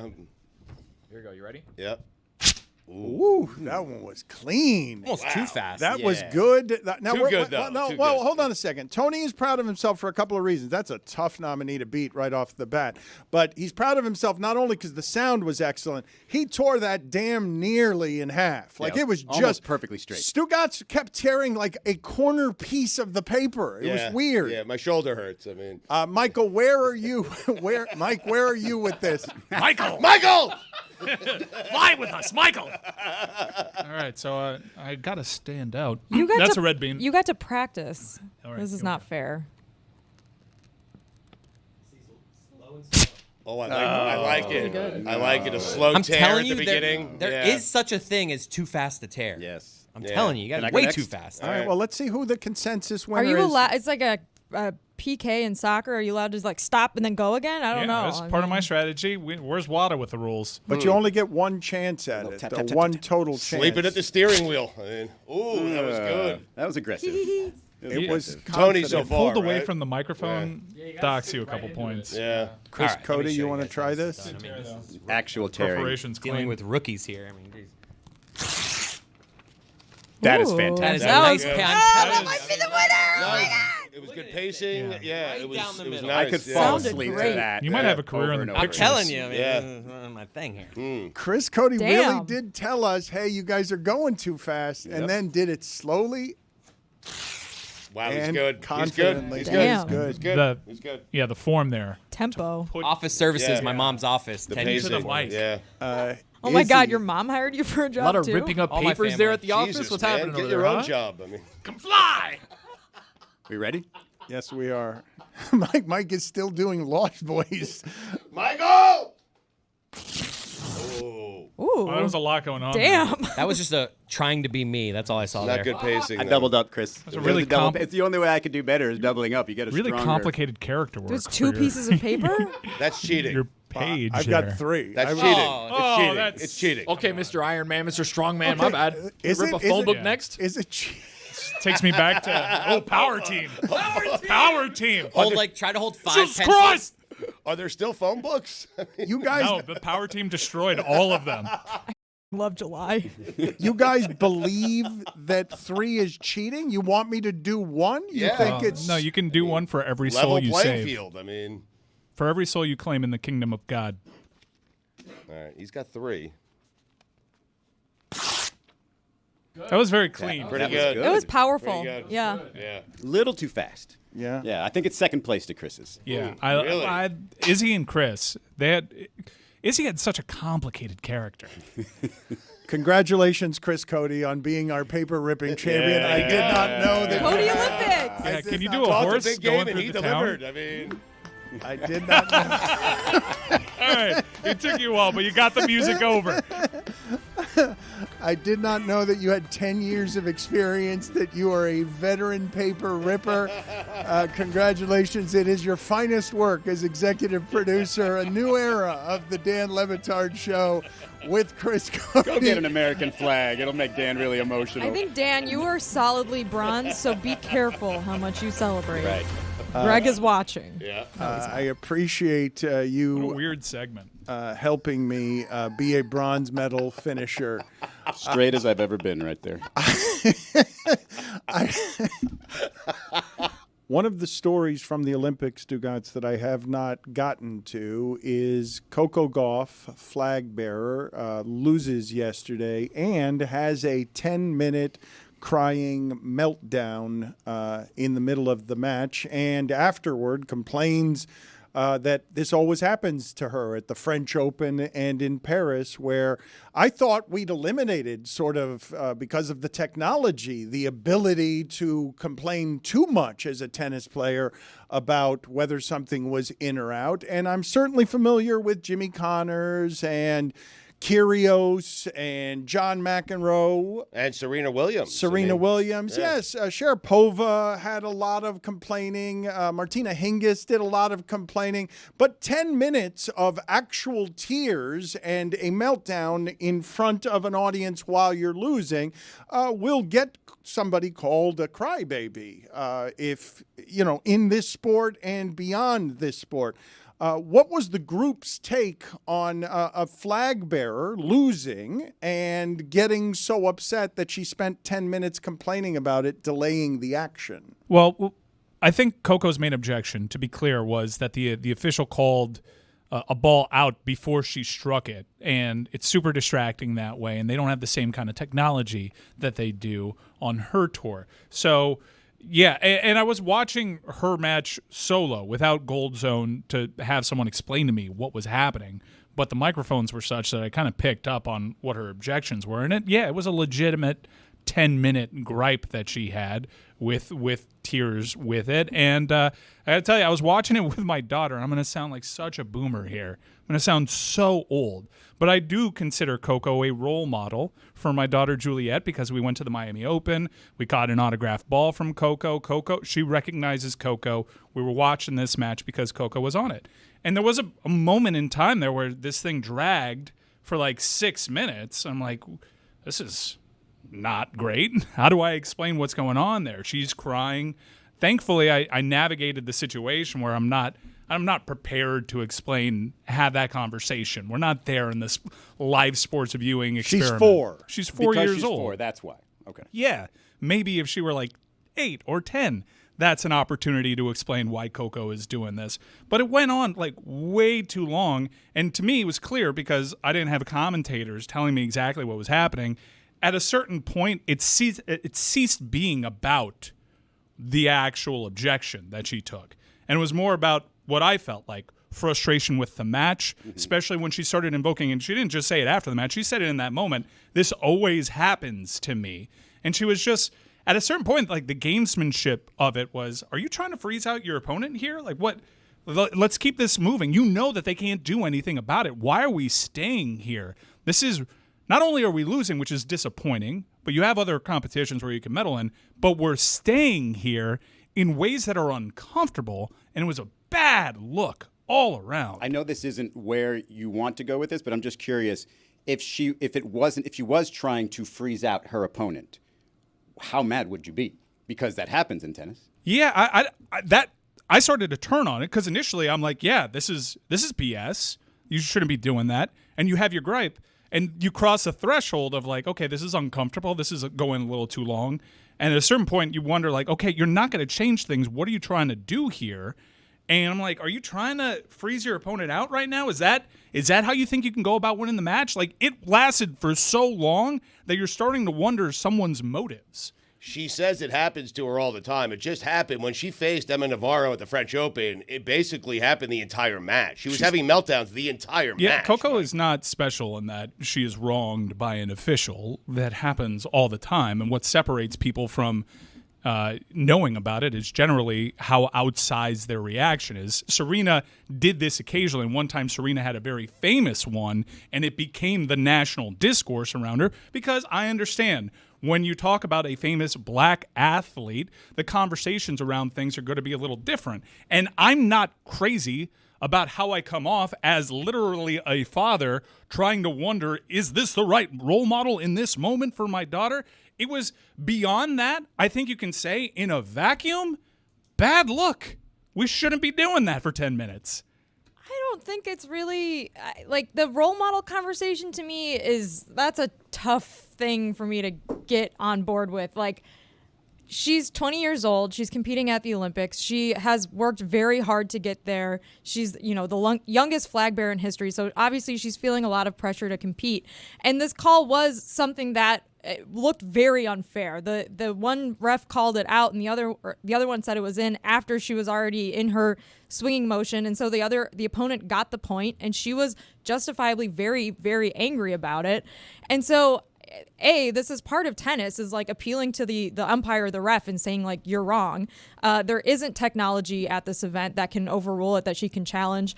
And so I think this is just a lesson for anyone watching it in like how badly these athletes want to win and how intense they are about competing. And did her opponent say that she felt like she was being frozen out after the match? Because if that's the case, I didn't see that. No, and I think that's a separate conversation too. No, I'm speaking like just as someone that's watching tennis. I'm like, is that what you're going for here? Because it's going on for so long. Like, I agreed with Coco's initial gripe, but it's like any argument with an outsized reaction. I've been right in arguments that I've had, especially when I was younger.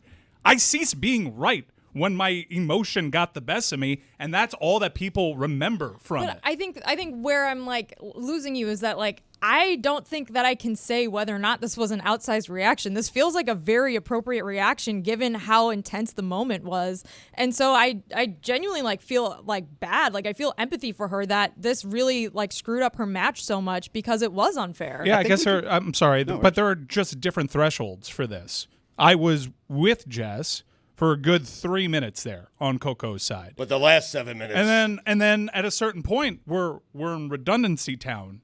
And I believe it comes off to me like this is not really about that one moment. It's about everything that surrounds it, which is you give a wider berth there. But this was so prolonged, and it was such a bad look. And at a certain point, you're telling Coco, like, as a fan of Coco, hey, lock it in. This is not your only opportunity for a medal here. You got mixed doubles later on. Like, this could really undo everything. And watching that mixed doubles match that she had with Fritz, I kind of felt like she was still trying to deal with that because her emotion was getting the better of her there, and you can't separate the two things. I think we can say fairly that Coco had a bad day, right? She probably down the road will regret the way she handled that the same way, not that it's the same extent, but the same way Serena, I'm sure, regrets, some of her exchanges, especially at that U.S. Open. But she had to apologize to the winner, by the way. She did, yes. The thing, Mike, that you lost me there was just when you're trying to sort of keep it from your daughter, or like she's a role model. And I think there's a couple of things that Jess said that stood out to me. Is one, she's 20. She is 20 years old. And if your daughter's going to choose, or you're going to allow this 20-year-old to be your daughter's role model, it has to come with the idea that she's not fully formed, she's not perfect. And I know you can't have these conversations with a 4-year-old, but did your 4-year-old watch Inside Out or Inside Out 2, where you can't just focus on the good emotions? Yeah, but Izzy, I'm far more comfortable walking through the emotions of a child through the prism of Pixar than I am through Coco Gauff. And while you are making it's more realistic. Like we're adults. This is sports. This is a live sporting event. Like, you can't control what your daughter's going to see. I appreciate you guys explaining sports to me. Allow me to explain what a father feels when experiencing something with his 4-year-old daughter, because I feel like I have a little bit more experience here in this specific department. And what I'm telling you is my daughter was noticing what was going on, and my initial parental instinct was to shield her from this and distract because I didn't want her to see Coco in that light. I, as a father, you can make of it what you will, wasn't prepared in that moment to have this conversation with someone that has seemingly, in her eyes, done no wrong. I'd like to protect Coco's innocence in the eyes of my child, and I'd like to keep my daughter in this lane. And the fact that it lasted for 10 minutes just meant Daddy had to spin more plates, and I wasn't apprecitive of that. I'd like to know what you were doing to get her to distract her from watching. We played with slime, like tickled her. Busting out tickling. I feel a lot like my sister, I did when my sister told me, "Hey, when you raise an 18-year-old, you can say something," and I was pretty hurt by that. But I will say that I think in those scenarios, if you don't mind me suggesting it, I think you can let her lead the way. If she has questions, if she wants to find out, hey, why is Coco acting that way? What's going on? Why is she crying? I think you can lead her into a decent conversation because, again, the idea that nobody's perfect is something that you should probably get across pretty young. I'm not saying you, in shielding her, were wrong. You know what in she any told way. me earlier that morning? Oh, boy. Daddy, what happens when you get sucked out of your window by a twister? So, like, she's got a lot of questions. Some of them absurd, some of them more rooted in reality. But, you kind of pick and choose. And around minute 8 of playing with slime and doing the distraction thing, and my wife's in the room too, I'm kind of like, all right, Coco, let's get it going here. She was making your day more difficult. Otherwise, you're going to slide down the list of personal Cocos in our household. Yeah, but Coco Gauff's not thinking about your daughter when she's playing tennis. She's thinking about her match and what she feels is unfair or really like crappy treatment constantly throughout her time playing sports. Emotion is part of sports. If a woman being emotional while she's playing a sport is something that you don't think that your daughter can handle, then you should not be watching sports with her. It feels pretty simple. Flag on the play. Yeah. No, terrible point. Not a fan of that point. And also, it's convenient to cherry pick when and where Coco Gauff is cognizant of being a role model, because there are plenty of times, including the time she hit an autographed ball to my daughter, where she wanted to be that. I understand. It's impossible to adhere to that standard the entire time. However, it is not without the occasional criticism. And to do that for 10 minutes, I think pretty universally, even though there's no shortage of people making excuses for her, was a bad look.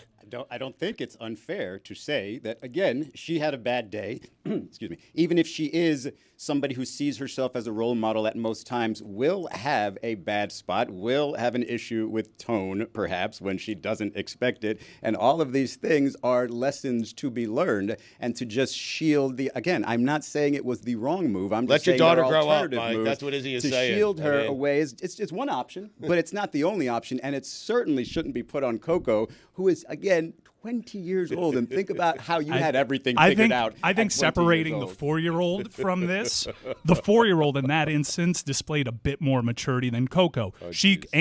Is displaying in that moment displayed more maturity than I'm having right now, because I'm digging my heels a little bit in. But Coco, for behavior of a 20-year-old professional tennis player, was out of line. Right. It was an outsized reaction. All right? If you want to view it through the prism of preparing my 4-year-old daughter for a life of hardships, cool. That's cool with you. I'm saying in a vacuum, tighten it up. We've got a penalty, 5 minutes. Major asshole. Out. Well done. Room full of childless people. Good call. Out. I shouldn't be allowed to vote either, according to some people. So I guess now I'll add that to the list. Can't vote. You guys are really missing. Can't talk about tennis. What's at play here?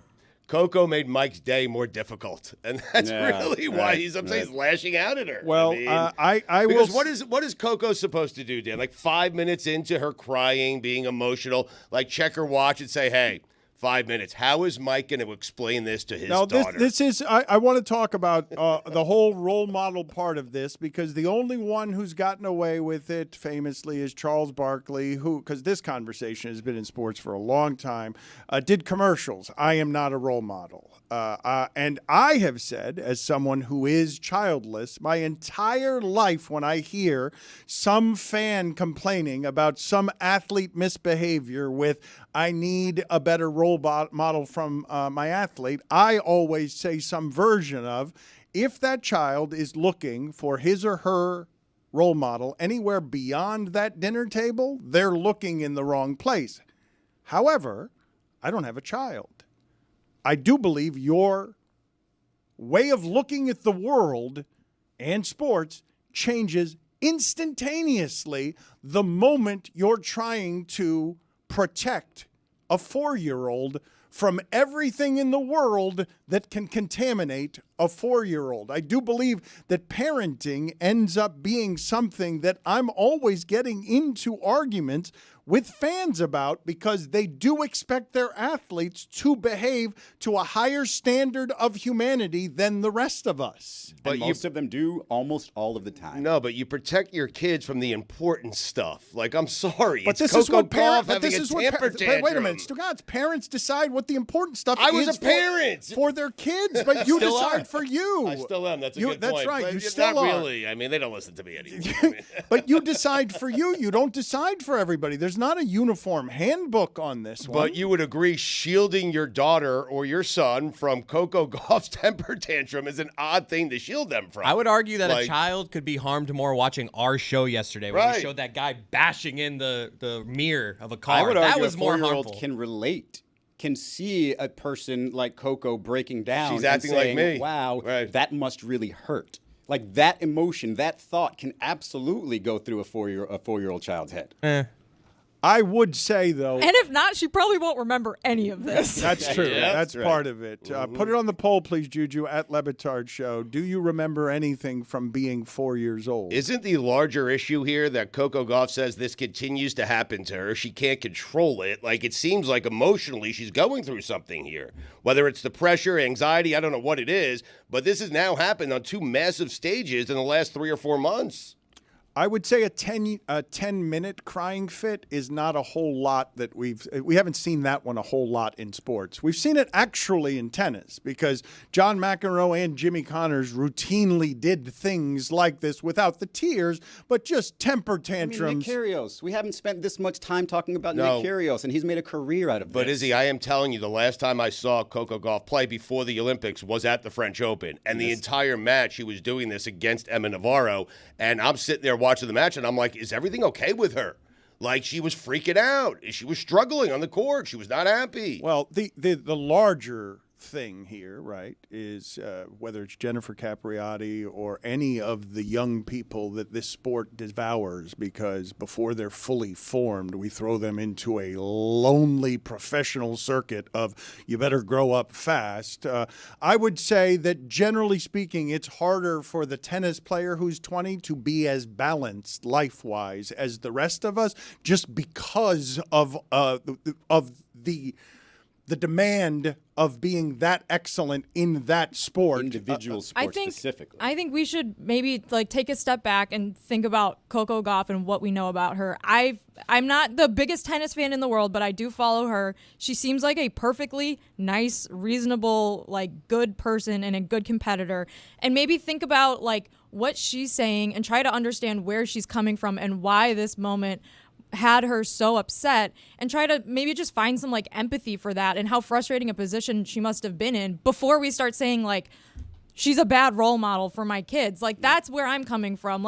We've never been in that position. We've never been competing in the Olympics before in an individual sport with all the pressure of the world on our shoulders, in a sport where she feels like she's been continually cheated out of points because of bad calls like this. When I'm going to think of Coco Gauff, I'm going to think of that U.S. Open last year well before I think of this. And the role model aspect of that is, look, this 19-year-old just won this major, celebrating with her family in the middle of New York, and it's amazing. That is way more of a lesson or something that you can gain from as a child or a father, whatever, than that one bad moment. And yes, she might have had more than one, but let's be honest, if we're judging her based on what she's done well versus what she's done wrong, She's the had more scales good are moments. pretty Right. heavy. It was Wimbledon. I apologize. I keep saying the French Open. That's where she had the meltdown again. But there was a whole story written about it afterwards where people were concerned about the well-being of Coco Gauff.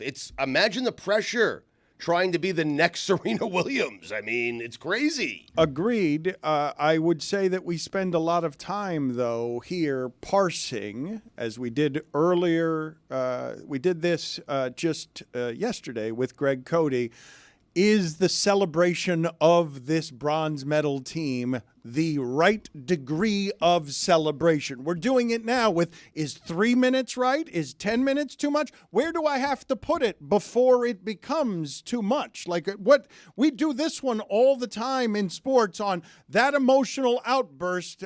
Here's how I unemotionally would have done it, even though I'm not as good as these people are and I don't care as much as these people are at what they do. It's incredible to me that in the same show where we're talking about Simone Biles' like redemption tour after she had to back out of the Olympics 3 years ago because of all the pressure she was under and how much anxiety she had participating in her sport, we are now doing the role model thing with Coco Gauff, who is a 20-year-old competing in the Olympics. Like, does anyone not see the irony here? And I'm not sure where we're getting 10 minutes from.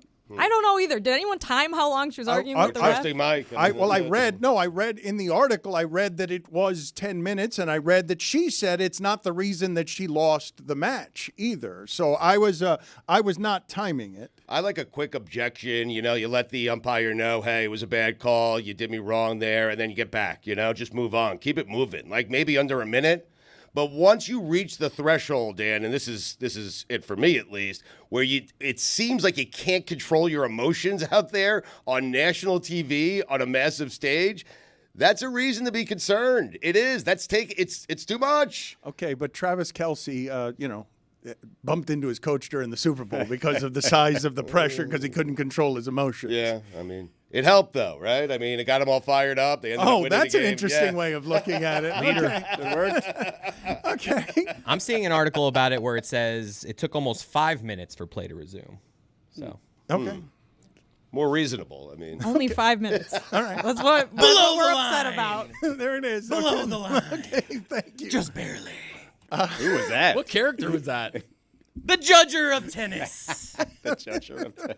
Tony, do you have some contributions to our entire Olympic experience today? Can we get a top 5 list from you on We just absolutely can, general Olympic observations? Oh, we're doing We it with head the to Olympic Beijing. music. Wow. Excellent. All right. Any OLIs here? Or No we just lies. go- We're getting straight to it. Number 5. Hold on, Tony. Before you get to it, Tony's top 5 is brought to you by Liquid IV. If hydrating were an Olympic sport, you would win gold. Get 20% off your first order of Liquid IV when you go to liquidiv.com and use code DAN at checkout. It looks extra hydrated today. So these are the top 5 things that I've seen over the last couple days and the weekend of the Olympic Games. Things that, to me, I felt were worthy of being in a top 5. So it may not be the best moments. It may not be the most incredible things. It's your list. It's a top 5 Don't of top explain 5 it, Tony. moments. Are you apologizing for your? On the I'm front just end. giving context. Weird, yeah. I'm just giving context. Number 5, a bee landing on an archer and ruining her shot. I saw that. That's unfortunate. You know, I man. mean, it was, she drew back the bow, right? And as you're holding back that bow, it's a lot of pressure that you got to hold to keep that arrow straight. All of a sudden, as she's about to let it go, a bee lands right on her finger, her guide finger that's looking at the target. That could have gone horrifically if she just like got distracted and all of a sudden she's like aiming at like the stand where all the crowd is. Yeah, that would be bad. Number 4, we are going to the 10-meter air pistol, where Izzy Kim has the most aura in the Olympics. I don't know if you guys have seen Izzy Kim. Okay, look at her with the air pistol. Oh man! If you get a front-facing shot of it, she's got like a scope on one eye, but then also something else covering her other eye. This looks like a James Bond or like a great Indiana movie Jones assassin. villain. Great movie assassin. You don't know if she's good or evil. She's on bullet train, like about to shoot. Did you have the archer launching arrows into the stand? I'm saying if you have a bee, if I was about to shoot an arrow and a bee landed, I'd be like, oh! It is unfortunate, right? You're spending 4 years to have that moment. You're waiting 4 years to get that Specific moment. and a bee shows up and just. It was a big ass bee too. Might have been a wasp, to be honest. We don't know. Number 3, Simone Biles and them girls getting team gold. Much different than the other two. Yeah. You know, again, my top 5. Number 2. Number 2, Cuba with an excellent 26 for 35 on offense, all blocked out by Brazil. Ayala and Diaz, the only undefeated Cuban beach volleyball players in the Olympics in a stacked Pool D. Ayala looks like Dikembe Mutombo at the net. Dude is a beast. Beat the men's USA team and then beat Brazil. It's a lot of this list takes up a lot of space on your paper, doesn't it? It's like a lot of headlines. Yeah, it does. Tighten it up. You're mentioning beach volleyball. Olympic camera operators have been told to avoid sexist angles on the beach issue volleyball. is Sexy? no. So here's both. Sexist, sexist angle. The issue is, Dan, when you're getting a certain angle of them going to serve, you can see the gamesmanship within the game where women or men are letting people know what person to hit it to with angles and signs behind their back. And what do? You're trying to see the gamesmanship of the game. It also happens to be by a butt. Like, okay, what am I going to do? It's a fair point. Am I wrong there? Hold on. Am I wrong there? I'm not talking. No. Oh, okay. Misrepresenting.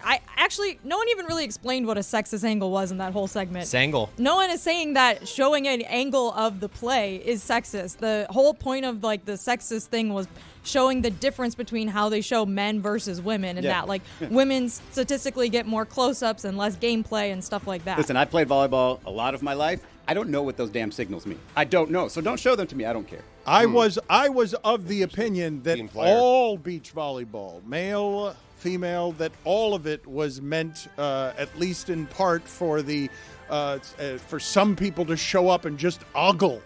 I thought all of it. Yeah, that says more about you than I just thought that's what was beach volley. I thought it was beach volleyball. I thought it was everybody, all sexes. The 90s over on Miami Beach. That's what you were doing. I like that. Number 1, Ilona Maher and the women's rugby team. Oh, yeah. This is a little twofer on number 1. Ilona Maher with her first carry a couple of games ago against Japan, where they were down 7-0. They scored 36 unanswered. Ilona Maher was like Derrick Henry throwing a Japanese lady like 16 yards with a stiff arm. It was insane. And then she ran 95 meters or whatever for a touchdown, which I don't know if it's called a touchdown or not, by the way. But they do touch the ball down. It is not. So it's more touchdown. I don't think in rugby it's a called try. A touchdown. Okay, it's a touchdown to me. Look at you. America Jack. And then obviously the bronze medal game, Alex Cedric with a 95 meter, I don't know how to, 95 meter touchdown at the buzzer, at the death, to give USA its first medal stand ever in rugby. Jessica, what portion of this segment has you All with of your, it. with your head in your hands? Not her top 5. It's not your. It's true. It's You not want her one? top Do your 5. own. You mentioned Derrick Henry, which allows me to segue seamlessly to Titans training camp, even though he is no longer a Tennessee Titan. What an odd place to transition to. But Didn't look, see that one coming. You didn't, but here's some video and some audio of who is the player. Is it Simmons, the tight end? Defensive end Jeffrey Simmons for the Titans. This is at training camps all over. You're seeing radio shows going out to camp, and this radio show is about to interview someone else on the Titans, but then one of the hosts gets confronted by Jeffrey Simmons about something he had said online. Well, Jeff, you want to sit down? We can talk whenever you want to talk. Jeff, we'll deal with that later. Roger McCreary sitting down with us here on 104.5 The Zone. Jeff, we're on the air right now. You do a lot of talking on social media. I'm right here, Jeff. We can talk anytime you want to. Unbelievable. We got to make that happen. Well, we'll deal with that later on. Roger McCreary sitting down with us here on 104.5 The Zone. Jeff, if you want to sit down and talk about this, we can talk about this. I'm telling you, stop talking on social media. Talk to me. I'm talking to you right here. Jeff, we tried to talk to you last week. I'm being rude to Roger. We'll deal with you later. Roger, what's going on? It's good. I'm doing good out here. I'm doing good. Awkward for Roger. That is a great Southern radio voice. Great voice. Wow. Radio. Yes. We all had the same reaction. I want to listen to that guy's show, even if all his points are bad. 104.5. The bleep that you heard 3 times was the P word. He was getting a little aggressive with him. And it was just confronting him, and the reporter came right back at him with, we can talk right now if you want. Classic Stugotz move. Come on the show right now. We've We'll tried to talk get right you in. on. Yeah, we've been trying for weeks.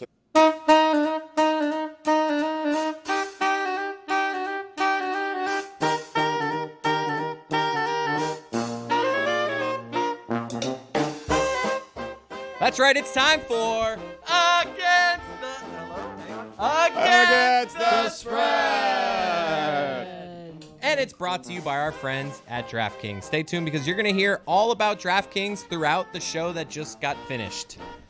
DraftKings, the crown is yours. Izzy, you don't do this a lot with us. Kick us off. Not only do I not do this a lot, I've never done this, and I am trying to find the line on tomorrow's Marlins-Braves game, and I cannot, but I'm taking the Braves, whatever that number is. I'm telling you, the Braves will be minus 1.5. Yeah. Then we will take that against the spread. Tony, what do we got? Yankees played one into the extra innings last night. Phillies, good team. The game's about to start in a little bit. I'm going to give the Yankees with Nestor Cortez on the bump. Minus 1.5. I'm going to take the Yankees here. See if they can get back against the spread. Tony, how much is your head spinning this week while having to edit and be part of the show? Yeah, it hasn't been great. I look at you now, people watching on video, Tony has 14 set of headphones I have 14 set of headphones. I need to be sent out to somewhere to do a top 5 from somewhere, but then also nobody can edit the show, so I can't leave and do that, so I got to stay here and do this. And you got to dress cool. Jess, who do you got? Tomorrow, USA women versus Belgium in basketball. Belgium is pretty good, but their star guard is hurt, and the spread is 22.5. I'm going to take the USA to cover that. Against the spread. Way to go higher on that one, Chris. What a game that is. Hey, what do you guys think of me trying to dress like Dan today? I know this is not for the post-game show audience I couldn't tell if it necessarily. was like a Jeremy or a Dan impression. Was it a legit thing that you did? Well, so I had got these clothes, and as I was trying them on, whenever I was trying them on, it was definitely after the Dan, change in wardrobes and stuff. You had them first. You're like, I did not follow Dan on this. Oh, no. I definitely looked at this and said, this is a Dan outfit, but I'm wearing it better. And so I got it, and I didn't have any plan on wearing it here, but there was about a 30% chance that we would be wearing the exact same thing. And that excited me for about half an hour while I was in makeup. Speaking of outfits, I saw that we played the clip last week of Deshaun Foster at Big Ten Media Days saying his opening statement and how kind of awkward it was when he said UCLA. Yep. We're in LA. Chris, you got USC there. You wanna hit it? We're in LA. It's us and USC. I saw that today he wore a shirt to practice that said, "We're in LA." And I love that. Double down on it. Laugh at yourself. Did We're he all ever having explain? fun. Did he just joke? We Like all did he have know, nothing right? to say? It was just, I think we've all been there. He got in front of the lights and he just had a moment of I lost my train of thought. I think it's interesting how every coach has their own opening statement philosophy. Some coaches are like, all right, questions. Some coaches are like, let me talk for 30 minutes about our punter. And then some coaches do an in-between. And I guess maybe before he went on stage, he didn't know yet how he wanted to play that. What was the most memorable one before this one? Was it Nick Sirianni? I remember he had one that people were like, that was odd. Well, yeah, he was describing the flower and how it grows and trying to make some crazy metaphor, and it just wasn't working. Adam Gase, that was a weird one. Adam Gase with the taco eyes. No one did better. Wow, I forgot about the Adam Gase taco But eyes. nothing was as awkward as, you're just sitting there saying, say something.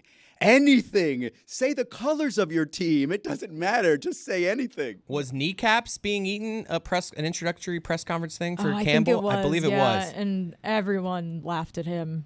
And I guess the joke's on us. It was early on. Question It might have mark? been a training camp, but it was. Is the joke on us? He was eating kneecaps at some point. That has never, ever happened to me. I've been... Never eaten a kneecap? I haven't either. No. I've never been mid-thought. Boil a kneecap? Well, he's vegan now. Yeah, no. Is it a broccoli kneecap or something?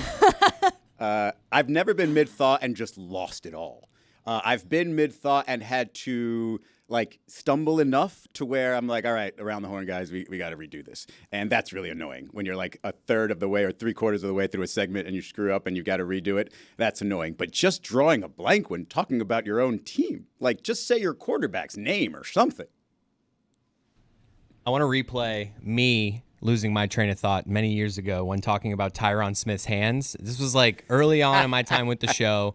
I don't even remember the context. I'll stop editing to listen to this. It was funniest thing from the sports weekend. And during this time, I was so afraid to talk that I'm just give me the shortest thing. Whatever it is this guy fell. That's short. I can say that without stumbling. So I decided my funniest thing was Tyron Smith holding a football. That's it. It was just a football looked really small in his hands, and this is me delivering it. Chris, what was the funniest thing from the sports weekend?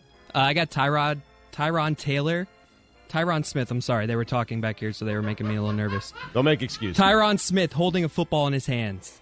It looked so small. Wow, you limped in with that effort, Chris. I got rattled right before I went on air, and I'm just going to turn my mic off. All right, now. yeah, you should. Good idea. Sound up. I mean, your last two appearances at the microphone have just been a disaster, man. Chris, man. Like, I don't. What was that? I'm just going to deflect, so I'm just going to stop talking. All right. Well, what's the when did a football look small in this human being's hands? NBC showed a graphic of Tyron Smith, and he was like sandwiching a football in his hands, and I'm telling you, it is magical. Okay. I mean, yes, they've got a great offensive It is line. magical there, I guess. So nervous. You can Your hear the voice is youth so and nerves in young. your voice. I'm telling you, that is when I was afraid to say anything. Even the second time, Are you you were less afraid midway now? through I am. Tyron, and you weren't sure if that was the right word. Oh, my God. Baby. Don't make excuses. Tyron Smith holding a football in his hands. It looked so small. God.